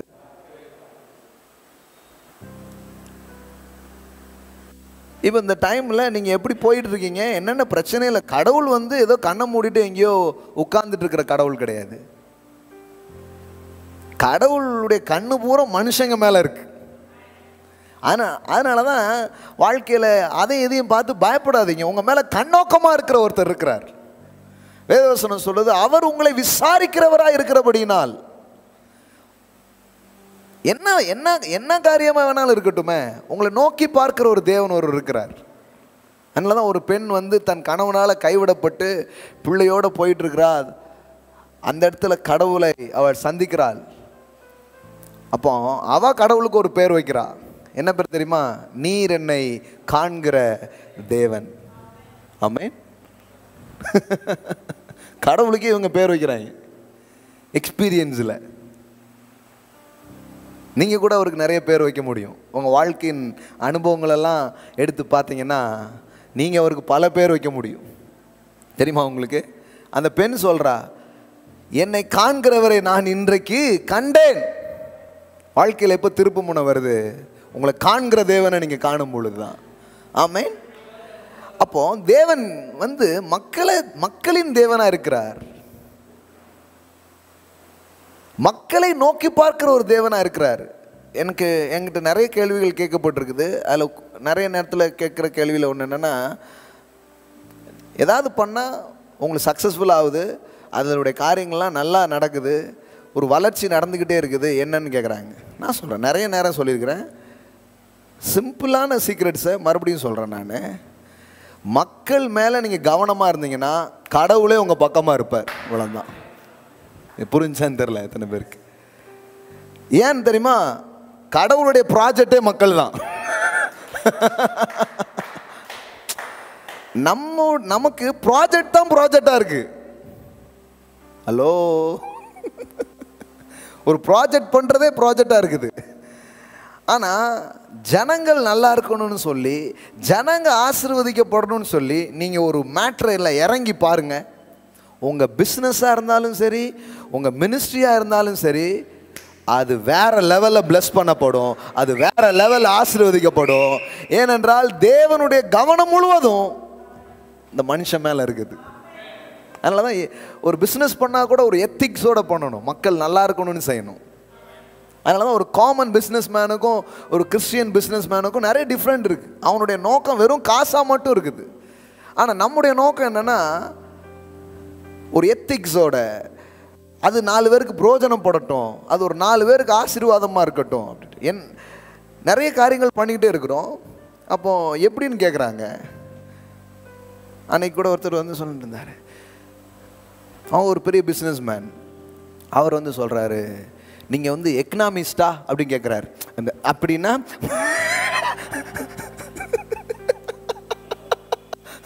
இல்லை, அந்த மாதிரி தான் இருக்குது நீங்கள் பண்ணுற ஒவ்வொரு விஷயத்தை பார்க்கும்போது அப்படின்ட்டு. அப்படிலாம் இல்லைங்கோ, எங்களுக்கு ஒன்று தெரியும், ஒவ்வொருத்தரும் நல்லா இருக்கிறதுக்கு என்ன பண்ணலாம், ஜனங்கள் நல்லா இருக்கிறதுக்கு என்ன பண்ணலாம், மக்கள் ஆசீர்வதிக்கப்படுறதுக்கு என்ன பண்ணலாம், இதை தான் யோசிக்கிறோம். இதுதான் கடவுளுடைய யோசனைங்க. ரொம்ப சிம்பிளுங்க. கடவுள் என்ன வேலையில் இருக்கிறார் தெரியுமா? மக்களை தூக்குற வேலையில் இருக்கிறார், மக்களை விடுவிக்கிற வேலையில் இருக்கிறார், மக்களை குணமாக்குற வேலையில் இருக்கிறார், மக்களை சந்தோஷமாக்குற வேலையில் இருக்கிறார், மக்களுடைய வாழ்வை தரமுள்ளதாய் மாற்றுகிற வேலையில் இருக்கிறார். அந்த வேலையில் நீங்கள் இருந்தால் நீங்கள் காட்ஸ் ப்ராஜெக்டில் இருக்கிறீங்க. ஆல்ரெடி யூ ஆர் இந்த காட்ஸ் ப்ராஜெக்ட். ஒன்றும் கர்த்தரின் ஊழியர், அந்த ஊழியர்னு பேர் போடணுன்னு அவசியம் இல்லை. மக்கள் நல்லா இருக்கிறதுக்காக நீங்கள் என்ன பண்ணாலும், அதான் வெளியில் உள்ளவங்க கூட அலைகளை சொல்லிட்டான், மக்கள் தொண்டு மகேஷன் தொண்டு அப்படிங்கிறான். என்ன பாஸ் சர்ச்சில் மகேஷன்லாம் கொண்டு வந்துட்டீங்க? வேற ஒன்றும் இல்லை. People work is God's work. ஜனங்களுக்காக நீங்கள் என்ன பண்ணுறீங்களோ, அதனால தான் இந்த சிறியரில் ஒருவனுக்கு நீங்கள் எதை செய்தீர்களோ அதை எனக்கே செய்தீர்கள்னு வேதவசனம் சொல்லுதுங்க. ஆமென். 10 லட்சத்தை எடுத்து இந்த டைமில் கொடுத்தோம். 10 இல்லை, அதுக்கப்புறமும் 3/4 லட்சம் ரூபாய்க்கு பில் போட்டாங்க. 10.25 லட்சம் எடுத்து கொடுத்தோம். கலைஞ என்ன குறைஞ்சிடுச்சுன்னு நினைக்கிறீங்களா? மறுபடியும் ஏறும் வந்து நிற்குது. ஆமாம், ஏறிக்கிட்டே தான் இருக்குது, இறங்கவே மாட்டுக்கு. கொடுத்துட்டே தான் இருக்கிறோம், செஞ்சுட்டே இருக்கிறோம், ஒவ்வொரு வேலையும் பண்ணுறோம். எப்படி பரலோகம் வந்து வாட்ச் பண்ணிட்டு இருக்குதுங்க. தேவன் வந்து பார்த்துட்டே இருக்கிறாரு. மக்களுக்கான ஒரு இருதயம் ஒரு தலைவனிடத்திலோ, மக்களுக்கான ஒரு ஹார்ட் ஒரு நிறுவனத்தினிடத்திலோ இருக்கும் என்றால், நான் சொல்கிறேன், கடவுளே அந்த மனுஷனை ஆசீர்வதிப்பார், கடவுளே அந்த மனுஷனை செழிப்பாக்குவார். ஆமென். இதுதான் ரகசியம். கேட்குறாங்க, இதுதான் விஷயம், வேறு ஒன்றுமே கிடையாது. நாங்கள் நல்லவங்களா கெட்டவங்களான்னு எங்களுக்கு தெரியல, அந்த சந்தேகம் ரொம்ப நாளாக இருக்குது. ஆனால் மக்களுக்கு நல்லது செய்யணுங்கிறதுல ரொம்ப குறிவாக இருக்கிறோம். கர்த்தர் வந்து அதை ஆசீர்வதிக்கிறார். ஆமென். ஏன்னா நீ வேதாகமத்தை கவனிச்சிங்கன்னா, கடவுளுடைய ப்ராஜெக்டா அல்லது கடவுள் வந்து எது மேலே நோக்கமாக இருக்கிறார்னா மக்கள் மேலே நோக்கமாக இருக்கிறார். 7வது வசனம் பாருங்கள். அப்பொழுது கர்த்தர், எகிப்தில் இருக்கிற என் ஜனத்தின் உபத்திரவத்தை நான் பார்க்கவே பார்த்து. ஜனங்க உபத்திரத்தின் வழியில், கஷ்டங்கள் வெளியில் போகும்போது கர்த்தர் அதை என்ன பண்ணுறாரு? காண்கிறார். இப்போ கர்த்தருடைய பார்வை யாருக்கெல்லாம் இருக்கோ அவங்க கூட இப்படி தான் பார்ப்பாங்க. கர்த்தருடைய இருதயம், கர்த்தருடைய கண்ணு உங்களுக்கு வந்துடுச்சுன்னா நீங்கள் கூட என்ன பண்ணுவீங்கன்னா இதே கம்பேஷனோட வாழ ஆரம்பிப்பீங்க. இந்த அம்மா, இந்த குடும்பம், இந்த மக்கள் இப்படி கஷ்டப்படுறாங்களே, எல்லாம் அப்படியே போயிடுவாங்க. பார்க்கவே பார்த்துன்னா என்ன, கண் வச்சு அதுக்கு ஒரு முடிவு பண்ண ஆரம்பிச்சிருவீங்க. இதை மாற்றணும்ப்பா நம்ம, இதில் ஏதாவது ஒன்று செய்யணும்னு உங்களுக்கே என்ன பண்ணும், ஒரு இன்ஸ்பிரேஷன் வர ஆரம்பிச்சிடும். அங்கே பாருங்கள், பார்க்கவே பார்த்து ஆளோட்டிகள் நிமித்தம் அவர்கள் இடுகிற கூக்குரலை கேட்டேன். ஏற்கனவே அவன் கஷ்டப்பட்டுக்கிட்டு இருக்கிறான், இதில் இன்னும் கொஞ்சம் பேர் ஏறி அவனை மிதித்து அவனை நசுக்கி இருக்கிறதெல்லாம் போயிட்டு இப்போ இருக்கிற ரத்தத்தை உறிஞ்சிக்கிட்டு இருக்கான். லாக்டவுனில் அவன் எல்லாத்தையும் தொலைச்சி ஒன்றுமில்லாமல் நின்றுருக்கிறான். அவனுக்கு ட்ரெயினில் வந்து கட்டணம், எக்ஸ்ட்ரா கட்டணம். எப்படி இருக்கு பாருங்க ராஜ்யம்லாம். நான் சொல்கிறேன், மக்களுக்கான இருதயம் கொண்ட ஒரு தலைவன் வருவான் என்றால் கர்த்தர் அவனை உட்கார வைப்பார் பெரிய ஒரு இடத்துல. நான் சொல்கிறேன், அந்த நபரை உட்கார வைப்பார். அதனால தான் கடவுளுக்கு தாவீதை ரொம்ப பிடிச்சது காரணம் என்னென்னா, ஜனங்களுக்கான பரிதவிக்கிற ஒரு இருதயத்தை தாவீதுக்குள்ள கர்த்தர் வந்து பார்த்தார். ஆமென். அதுதான், அவன் ஒரு ஆட்டுக்குட்டி கூட அடிக்கப்படக்கூடாது, கொன்றக்கூடாது, அப்படி இருந்த ஒரு இருதயம். யோசித்து பாருங்க, கடவுள் அப்படிப்பட்ட ஆட்கள் இன்றைக்கும் தேடுறாருன்னு தான் நான் சொல்ல விரும்புகிறேன். ஆமாம், ஜனங்களுக்கான இருதயம் உள்ள தலைமையை தேவன் தேடுகிறார். ஆளோட்டிகள் நிமித்தம் அவர்கள் இடுகிற கூக்குரலை கேட்டேன். கேட்டிருக்கீங்களா? எத்தனையோ சத்தங்கள் இன்னைக்கும், எத்தனையோ ஓலங்கள், எத்தனையோ கண்ணீரின் சத்தங்கள், எத்தனையோ விஷயம் போயிட்டே இருக்குது. கர்த்தர் பாருங்க, அவன் உபத்திரவத்தை பார்க்குறாரு, அவனே உபத்திரவத்தில் இருக்கான், அவனை உபத்திரவப்படுத்துகிறான் ஒருத்தன் கடந்து. அது என்ன பண்ணுறாரு பார்க்குறாரு. பார்த்து அங்கே பாருங்க, இடுகிற கூக்குரலை கேட்டேன். கேட்கவே இல்லைல்ல, அவர் கேட்குறாரு, கேட்டேன். அவர்கள் படுகிற வேதனைகளையும் அறிந்திருக்கிறேன். என் கஷ்டம் யாருக்கு தெரியும் அப்படிங்கிறாங்க. இந்த வேதாகமம் சொல்லுது, நான் அறிந்திருக்கிறேன். அவர்களை எகிப்தியரின் கைக்கு விடுதலையாக்கவும் அவர்கள் அந்த தேசத்திலிருந்து நீக்கி கானானியரும் ஏத்தியரும் எமோரியரும் பெருசியரும் எவீரியரும் எபூசியரும் இருக்கிற இடமாகிய பாலும் தேனும் ஓடுகிற நலமும் விசாலமுமான தேசத்தில் கொண்டு போய் சேர்க்கவும் இறங்கினேன். ஆமென். ஹalleluya. What is the plan of God? இப்படி உபத்திரவத்தில், துன்பத்தில், வேதனையில் இருக்கிற மக்களை விடுவித்து வெறும் விடுவித்தல் மட்டுமல்ல, விடுவித்து அவங்களுக்காக என்னுடைய கனவு என்ன, கானான் என்பது இந்த மக்களின் கனவு அல்ல, இந்த கானான் என்பது கடவுளின் கனவு. ஐயோ, உங்களுக்கு புரியுதான்னு தெரியலையே. செழிப்புள்ள வாழ்க்கை என்பது உங்க கனவு இல்லை, என் பிள்ளைகள் இப்படி வாழ வேண்டும் என்று தேவன் காண்கிற கனவாக இருக்கிறது. It is a dream of God. It is a God's dream, my friend. இது கடவுளின் கனவுங்க. கானான் என்பது அந்த அடிமைகளின் கனவு அல்ல, அது ஆண்டவரின் கனவு. ஆண்டவர் இவர்களுக்காக பார்த்த கனவு. செழிப்புள்ள இடம் என்பது, நலமும் விசாலமுமான தேசம் என்பது இவர்கள் இருதயத்தில் உருவான ஒரு திட்டமோ, இவர்கள் இருதயத்தில் உருவான ஒரு கனவோ கிடையாது. நான் ஏன் இதை திரும்ப சொல்றேன்னா, நீங்கள் செழிப்பதோ நீங்கள் வெற்றி பெறுவதோ கஷ்டமான விஷயமே கிடையாது. ஏன்னா இது உங்கள்கிட்ட ஐடியா கிடையாது. It is the plan of God, it is the purpose of God. Amen. கடவுள் திட்டமிட்டு விட்டார். தேவனுடைய இருதயம் இதை அவருடைய மக்களுக்காக விரும்புகிறது. தேவனுடைய இருதயம் இதை அவருடைய மக்களுக்காக ஏங்குகிறது, கனவு காண்கிறது. அந்த கனவை அவர் இங்க பேசுறார் மோசே கிட்ட. இவனும் ஒரு நேரத்தில் மக்களுக்கு ஏதாவது நல்லது பண்ணலான்ட்டு ஒரு கவுன்சிலாவது ஆயிரலாம்னு பார்த்து அவனை விரட்டி விட்டாங்க. பஞ்சாயத்து தலைவராக ஒன்று நீ இருக்கிறதுக்கு லாய்க்கு கிடையாது அனுப்பிச்சி விட்டாங்க. கடவுள் பாருங்க, இவனுக்கு ஒரு ஏதாவது செய்யணும்னு ஆசை, ஆனால் என்னென்னு பண்ணணும்னு தெரியல, ஓடி போயிட்டான். இப்போ அவனே திருப்பி கூட்டு வர்றாரு. அதனால அப்போஸ்தலர்லாம் நல்லா வருது. எப்படி வருதுன்னா, அவர்கள் வேண்டாம் என்று நிராகரித்த அந்த மோசேயே தானே, அவர்களை விடுவிக்கும் தலைவனாக கொண்டு வந்தார். ஆமென். ஒரு காலத்தில் மக்கள் உங்களை ஒதுக்கி தள்ளுறதுனால இனிமேல் மக்களுக்கும் நமக்கும் ஒன்றுமே வேண்டாம், நீங்கள் ஒதுங்கி நிற்க வேண்டாம். சிலருக்காக அந்த வார்த்தையை சொல்லுகிறேன். ஒரு காலத்தில் உங்களை ரிஜெக்ட் பண்ணியிருக்கலாம், ஆனால் தேவன் உங்களை அழைக்கும் பொழுது ஜனங்கள் உங்களை ஏற்றுக்கொள்வார்கள். ஜனங்கள் ஏற்றுக்கொள்கிற தலைவனாக நீங்கள் இருக்க முடியும், வழிநடத்த முடியும் என்று நான் உங்களுக்கு சொல்லுகிறேன். ஆமென். தலைமைத்துவத்தில் இருப்பதை பற்றி பயப்படாதீங்க. ஏனென்றால் தலைமைத்துவத்தை தேவன் ஏற்படுத்துகிறார். ஒரு தலைவனாக இருக்குன்னா சும்மா கிடையாது, கடவுளே கொண்டு வந்து வைக்கிறாருங்க. அது கடவுளுடைய ஒரு அரேஞ்ச்மெண்ட். அதனால தான் ஹானர் த லீடர்லாம் நம்ம பைபிளில் படிக்கிறோம். ராஜாவை கனம் பண்ணுங்கள், தலைவர்களை ஹானர் பண்ணுங்கன்னு ஏன் சொல்கிறாங்கன்னா, நோ அது வந்து யாரோ டபக்குன்னு போய் சேரில் அவர் யாரையும் உட்கார்ந்துடல, கடவுள் உட்கார வைக்கிறார். ஆமென். தமக்கு சித்தமானவர்களை அதில் அமர வைக்கிறார். அப்போ அவர்கள் நிராகரித்த அந்த மோசையை செலக்ட் பண்ணி இப்போ ப்ராஜெக்ட் ஆரம்பிக்கிறார். என்ன சொல்றாரு பாருங்க, நீ இருக்கிற அந்த இடத்துல இருந்து உன்னை விடுதலையாக்கி எங்க கூட்டு போறேன்? பாலும் தேனும். எல்லாம் சொல்லுங்க, பாலும் தேனும். கிடைக்கிற இல்ல, ஓடுகிற. ஹலோ, அங்கே போனால் உனக்கு பால் கிடைக்கும், டெய்லி 100 மில்லி தந்துடுவாங்க, அப்படி சொல்ல. தேனை ஏதோ கொஞ்சம் நீ பார்க்கலாம் இல்லை, பாலும் தேனும் ஓடுகிற நலமும் விசாலமுமான தேசத்தில் கொண்டு போய் சேர்க்க இறங்கினேன்.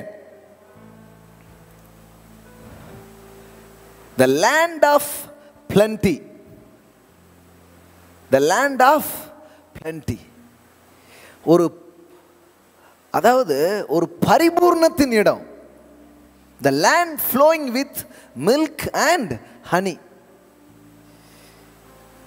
இப்போ நீங்க யோசித்து பாருங்க, இது அடிமையின் சிந்தனையில் இது உதயமாகுமா? இப்போ நம்ம இதை சொல்லும்போது சிலரால் இதை கேப்சர் பண்ண முடிய மாட்டேங்குது. ஏன்னா அவங்க மைண்ட்லாம் எதில் இருக்கு? ஐயோ, இன்றைய கதை ஓடினாலே பெரிய விஷயம், ஏதோ பெருசு பெருசாலாம் பேசுகிறீங்க, இதெல்லாம் நடக்குமா அப்படின்னு தான் அவங்க மைண்டில் வருது.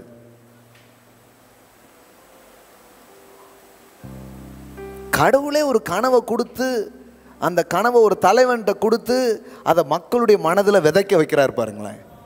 ஆமே, நீ நினைக்கிறீங்களா ஏதோ சும்மா செவ்வாய்க்கிழமை வந்து உட்கார்ந்து ஏதோ நடந்துட்டுருக்குன்ட்டு? கிடையவே கிடையாது. சில கனவை கொடுத்திருக்கிறார், சில விதைகளை கொடுத்திருக்கிறார், அதை விதைத்து கொண்டிருக்கிறோம்.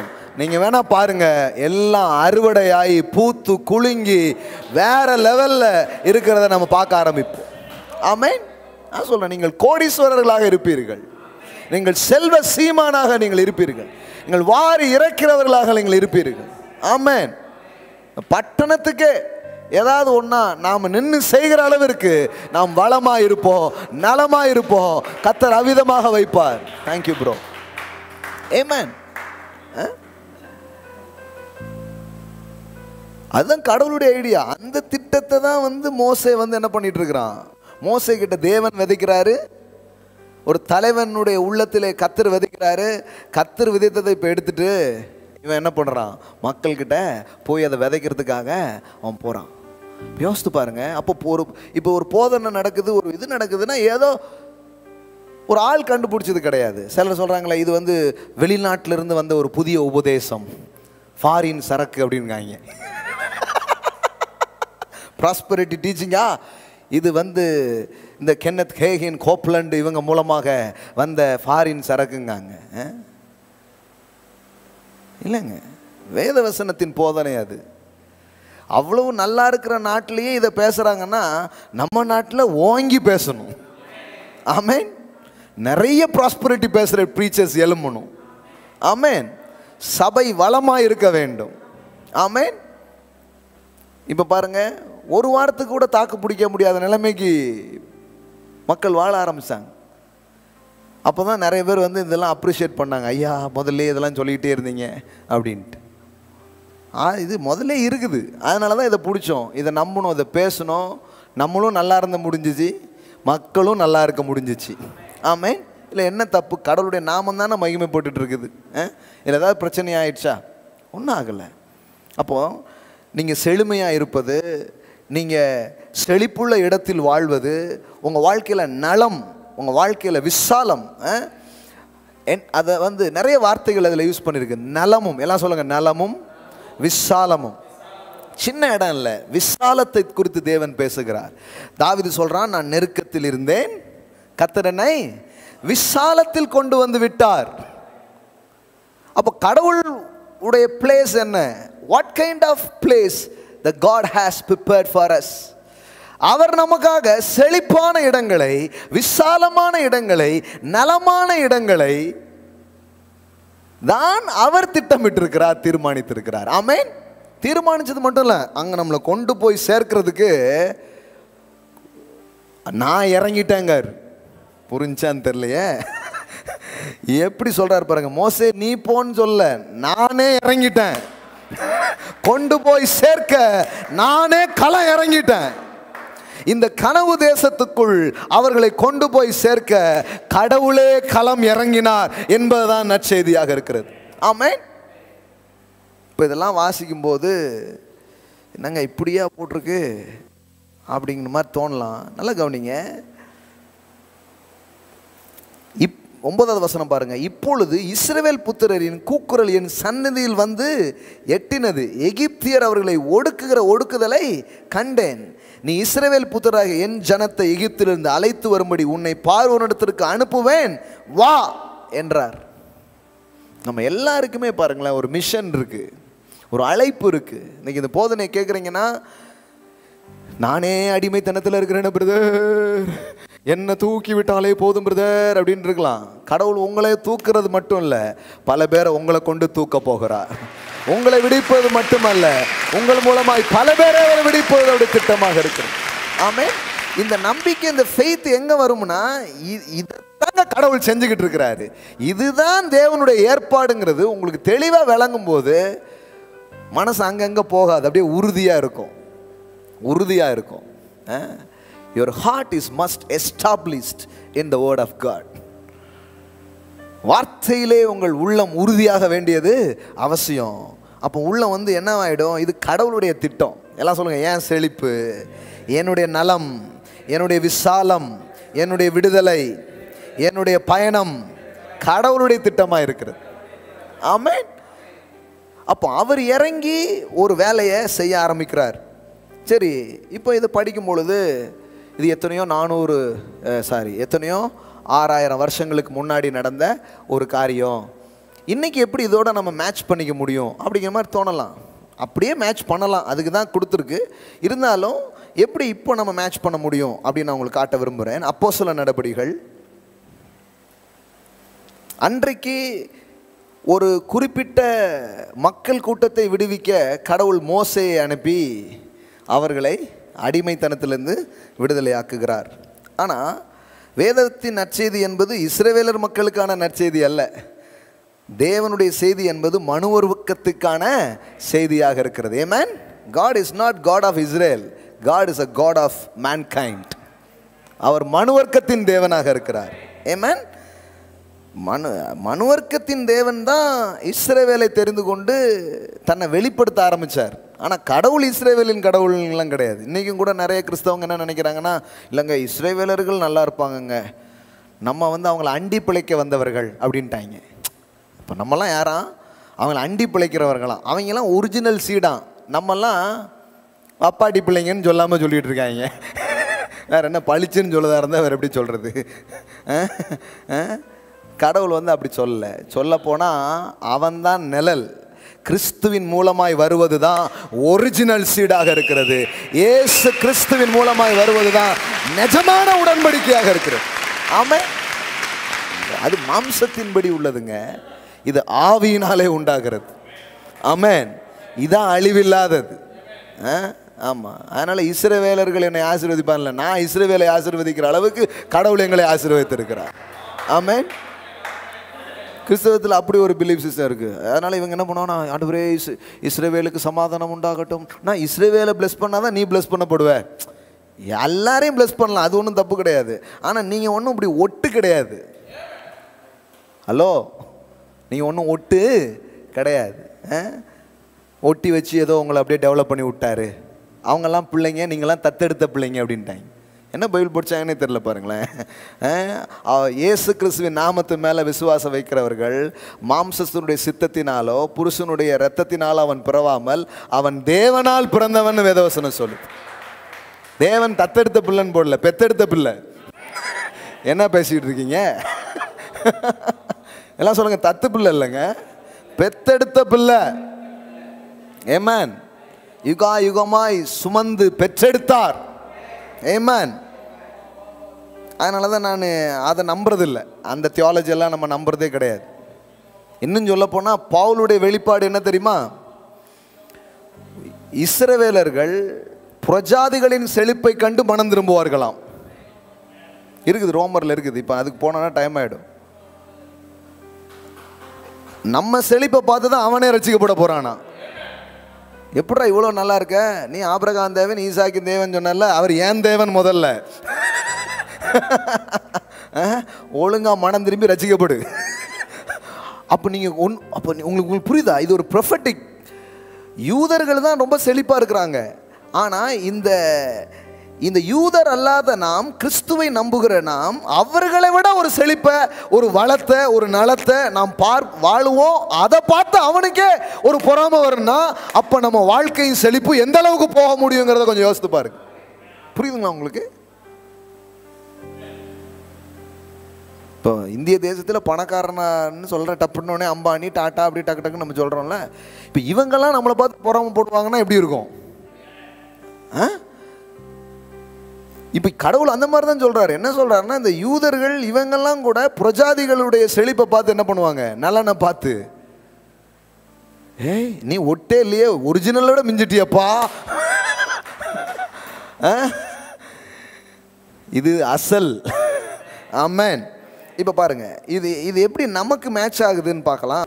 அப்போஸ்தலர் 3:22 பாருங்க. மோசே பிதாக்களை நோக்கி, உங்கள் தேவனாகிய கர்த்தர் என்னை போல ஒரு தீர்க்கதரிசி உங்களுக்காக உங்கள் சகோதரிலிருந்து எழும்ப பண்ணுவார்.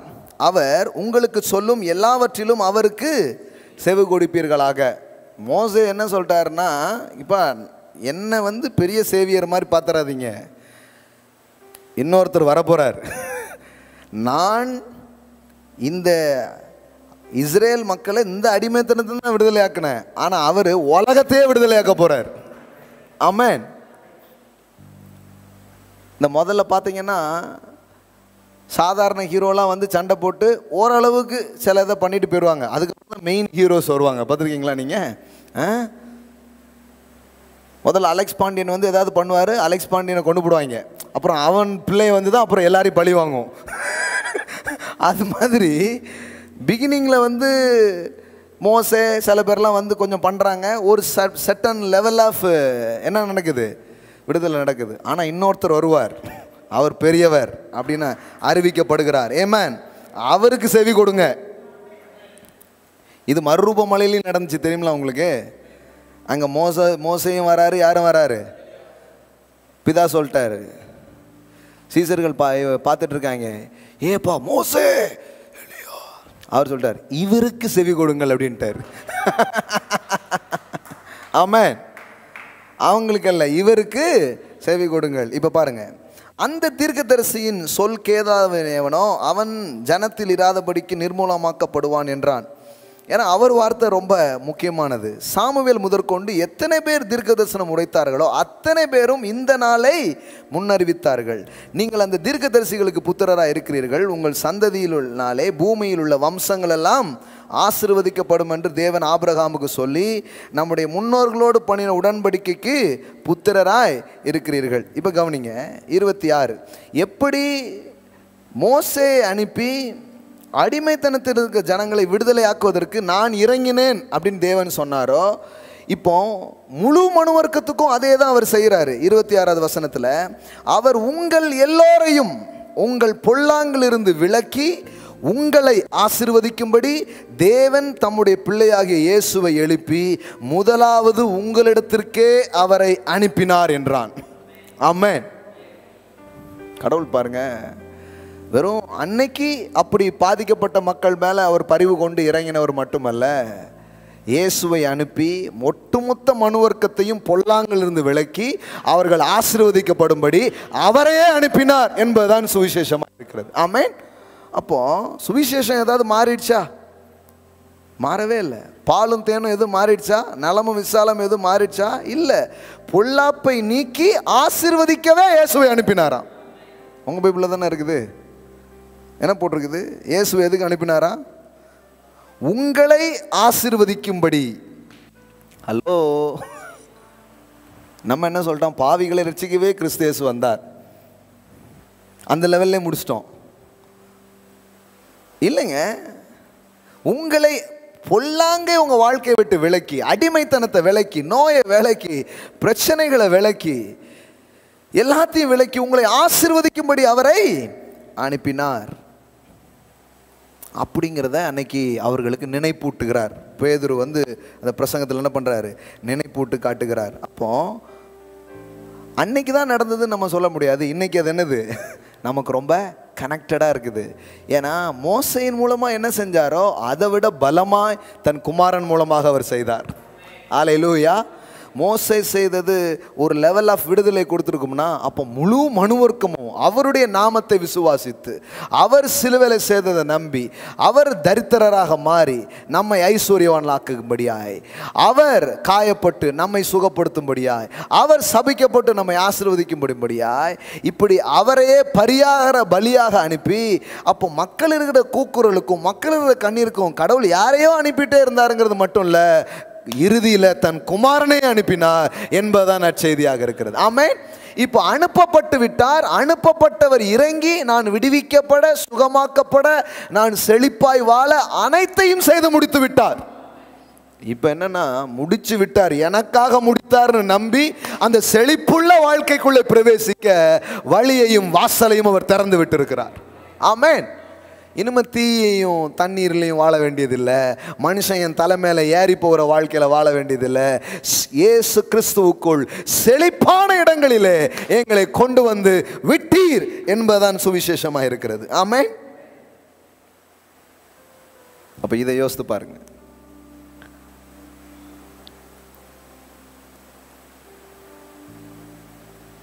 அந்த வெல்த்தியஸ்ட் பிளேஸுங்கிறதுலாம் மாறல, இன்னைக்கு வச்சிருக்கிறார்.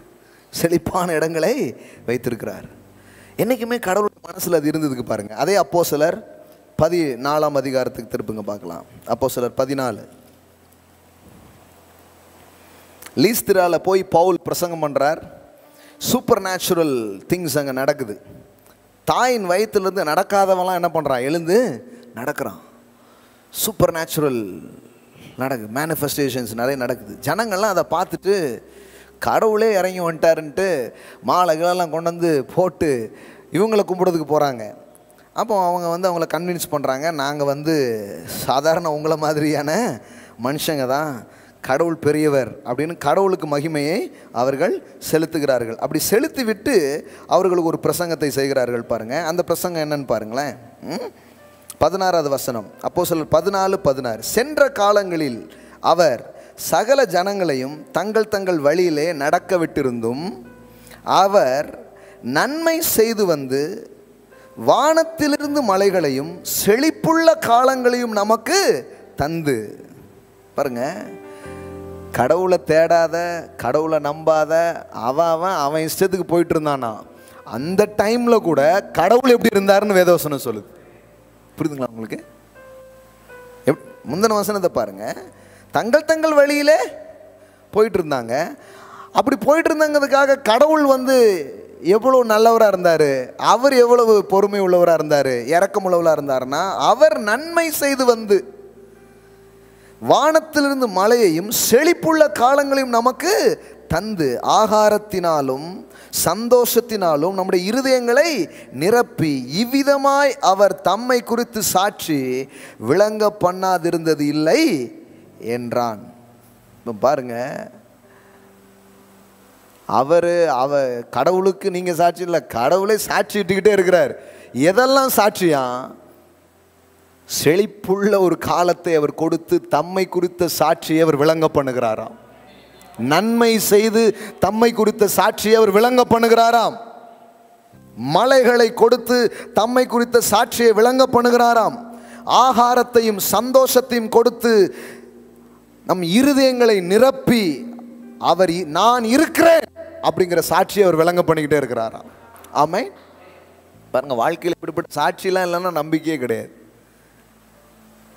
ஒன்றும் இல்லாமல் ஒவ்வொரு காரியங்களுக்காக போராடி இருந்த போது கடவுள் இப்படிப்பட்ட சந்தோஷத்தினால நிரப்பி, நம்ம கரெக்டாக போனோமா தப்பாக போனோமான்னு தெரில, ஆனால் அவர் ரொம்ப கரெக்டாக செஞ்சுருக்கிறாரு. ஆமென்.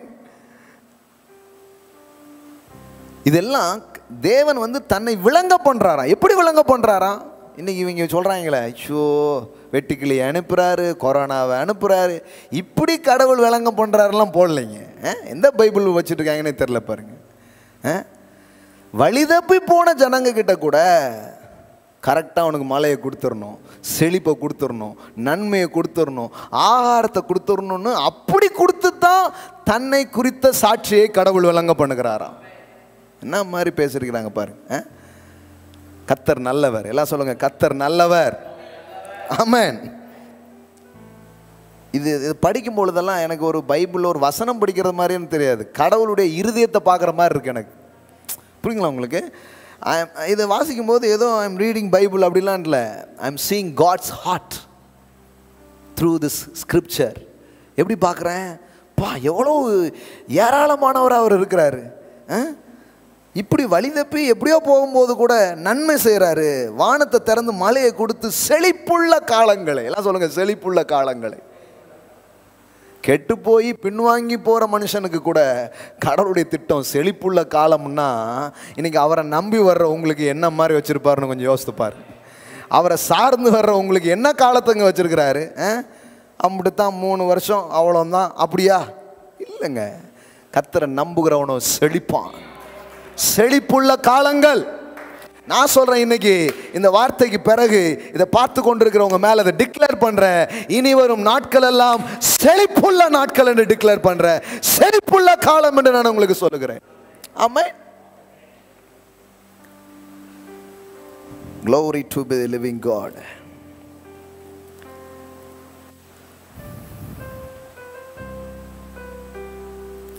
Constantly doing good things and showing you kindness and giving you rains from heaven and productive, என்ன போட்டிருக்குது, productive season, filling your heart with food and happiness.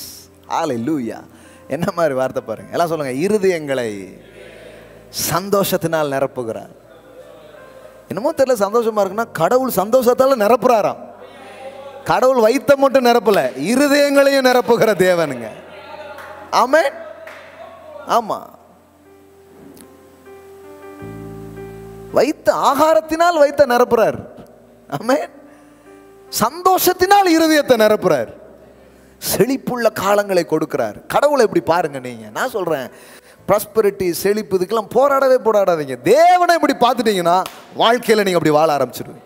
நான் பார்க்குறேன், என் தேவன் செழிப்பின் தேவன், என் தேவன் சந்தோஷத்தால் நிரப்புகிற தேவன், என் தேவன் ஆகாரத்தினால் என்னை நிரப்புகிற தேவன், என் தேவன் எனக்கு செழிப்புள்ள காலங்களை கொடுக்கிற தேவன். ஆமென். ஃபைனலாக ஒரே ஒரு ஸ்கிரிப்சரோட முடிப்போம். நெகேமியா 9:25. ஐயோ, அவருடைய இருதயத்தை வாசிச்சுட்டு இருக்கிறேன் நான். அவர்கள் அரணான பட்டணங்களையும் செழுமையான பூமியையும் கட்டி கொண்டு, கடவுளுடைய பிள்ளைங்க எப்படி வாழ்ந்தாங்களாம்? அரணான பட்டணங்களை கட்டினார்களாம். ஒரு ஊரே கட்டப்படுது. அரணான பட்டணங்களையும் செழுமையான பூமியையும் கட்டி கொண்டு சகலவித உடைமைகள் நிறைந்த வீடுகளையும். ஆமென். எல்லாம் ஃபுல் ஃபர்னிஷ்டு, எல்லாமே இருக்குது. வீட்டில் என்ன வேணுமோ அவ்வளோ இருக்குது. சகலவித உடைமைகளையும் நிறைந்த வீடுகள் அல்ல, வீடுகளையும். ஆமென். வெட்டப்பட்ட துறவுகளையும் ஏராளமான திராட்சை தோட்டங்களையும் ஒலிவ தோப்புகளையும் கனி கொடுக்கும் விருட்சங்களையும் சுதந்திரித்து கொண்டு புசித்து திருப்தியாகி கொழுத்து உம்முடைய பெரிய தயையினால் செல்வமாய் வாழ்ந்தார்கள். What a God we serve. Amen. எல்லாம் சொல்லுங்க, உம்முடைய தயவினாலே செல்வமாய் வாழ்ந்தார்கள். பா, என்ன மாதிரி இருக்குது. எல்லாம் சொல்லுங்க, அவருடைய தயவினாலே நான் செல்வமாய் வாழுவேன். இன்னைக்கு இயேசு கிறிஸ்துவின் மூலமாய் நீங்கள் ஒவ்வொருவரும் தயவை பெற்றிருக்கிறீர்கள். அவருடைய பரிபூர்ணத்தினால் நாம் எல்லோரும் கிருபையின் மேல் கிருபை பெற்றிருக்கிறோம். அப்போ பாருங்க, செல்வமாய் வாழ்ந்தார்கள். ஆமென். எழுந்து நிற்போம். கர்த்தர் நல்லவர். ஹல்லேலூயா. இன்னும் சிலது இருக்குது, அடுத்த வாரம் பேசுவோம். Thank you Jesus. ஒன்னதான் சொல்ல வந்தேன். தீயையும் தண்ணீரையும் கடந்து வந்தோம். மனிதர்கள் எங்கள் தலையின் மேல் ஏறி போனார்கள். செழிப்பான இடங்களில் எங்களை கொண்டு வந்து விட்டீர். இந்த வார்த்தை இந்த நாளில் கேட்டுட்டு இருந்த பிள்ளைங்களுக்கு இதை சொல்ல விரும்புகிறேன். வாழ்க்கை அப்படியே இருக்காது, மாறும். இப்படியே போயிட்டுருக்குன்னு நினைக்காதீங்க. இப்படியே தலை மேலே ஏறி போகிறதும், இப்படியே தண்ணீரில் தவிக்கிறதும், நெருப்பில் போகிறதும் இப்படியே இருக்குன்னு நினைக்காதீங்க. செழிப்பான இடங்களில் உங்களை கொண்டு வந்து விட்டார் என்று எழுதியிருக்கிறதே இந்த வார்த்தையின்படியாய். ஹல்லேலூயா, ஹல்லேலூயா. செழிப்புள்ள இடங்களிலே அவரே உங்களை கொண்டு போய் விடுகிறவராக இருக்கிறார். நீங்கள் தேடி ஓடி அலைஞ்சு ஒருவேளை களைச்சிருந்தா கூட இன்றைக்கி அவருடைய கரம் உங்களை பிடிக்கிறது, அவருடைய வார்த்தை உங்களை பிடிக்கிறது, அவருடைய ஆவி உங்களை தொடுகிறது. இனி உனக்கு தீ அல்ல, இனி மனிதர்களின் உன் மேலே அவங்களுடைய டாமினேஷன் இருந்ததில்லை, அது அல்ல இனிமே உனக்கு. ஹல்லேலூயா. நான் உன்னை செழிப்பான இடங்களுக்கு நேராய் நடத்துகிறேன். ஹல்லேலூயா, ஹல்லேலூயா, ஹல்லேலூயா. கர்த்தருக்கு நாம் கொடுக்க போகிறோம். கரங்களில் எடுத்துக்கொள்ளுங்கள்.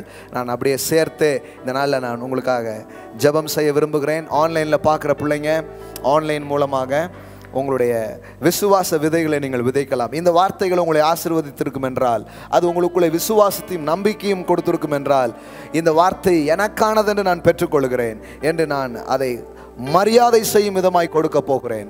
அப்படிங்கிற விதத்தில் நீங்கள் கொடுக்க விரும்பினால் ஃபேஸ்புக் ஆர் யூடியூப்ஸ் நீங்கள் பார்த்துட்டு இருக்கிற பிள்ளைங்க, R Google Pay R WhatsApps, இன்னும் நிறைய விதங்கள் அங்கே நீங்கள் காணிக்கைகளை செலுத்தலாம். அப்படி நீங்கள் செலுத்துகிற உங்கள் காணிக்கை குறித்த அந்த ரிசிப்டை எங்களுடைய அலுவலக எண்ணிற்கு மறவாமல் அனுப்பும்படி கேட்டுக்கொள்கிறோம். கரங்களை எடுத்துக்கொள்ளுங்கள். ஹல்லேலூயா. நாம் ஜெபிக்க போகிறோம். மா கோரா ஷடலா காத்தினாமா ராஷாடலா பராலா காஷி கேரேபோரோ ரூபேலா ரனா சட்டினா ஹாசோகோரோ. ஹல்லேலூயா. அப்பா, அன்னைக்கு மோசே அனுப்புனீங்க.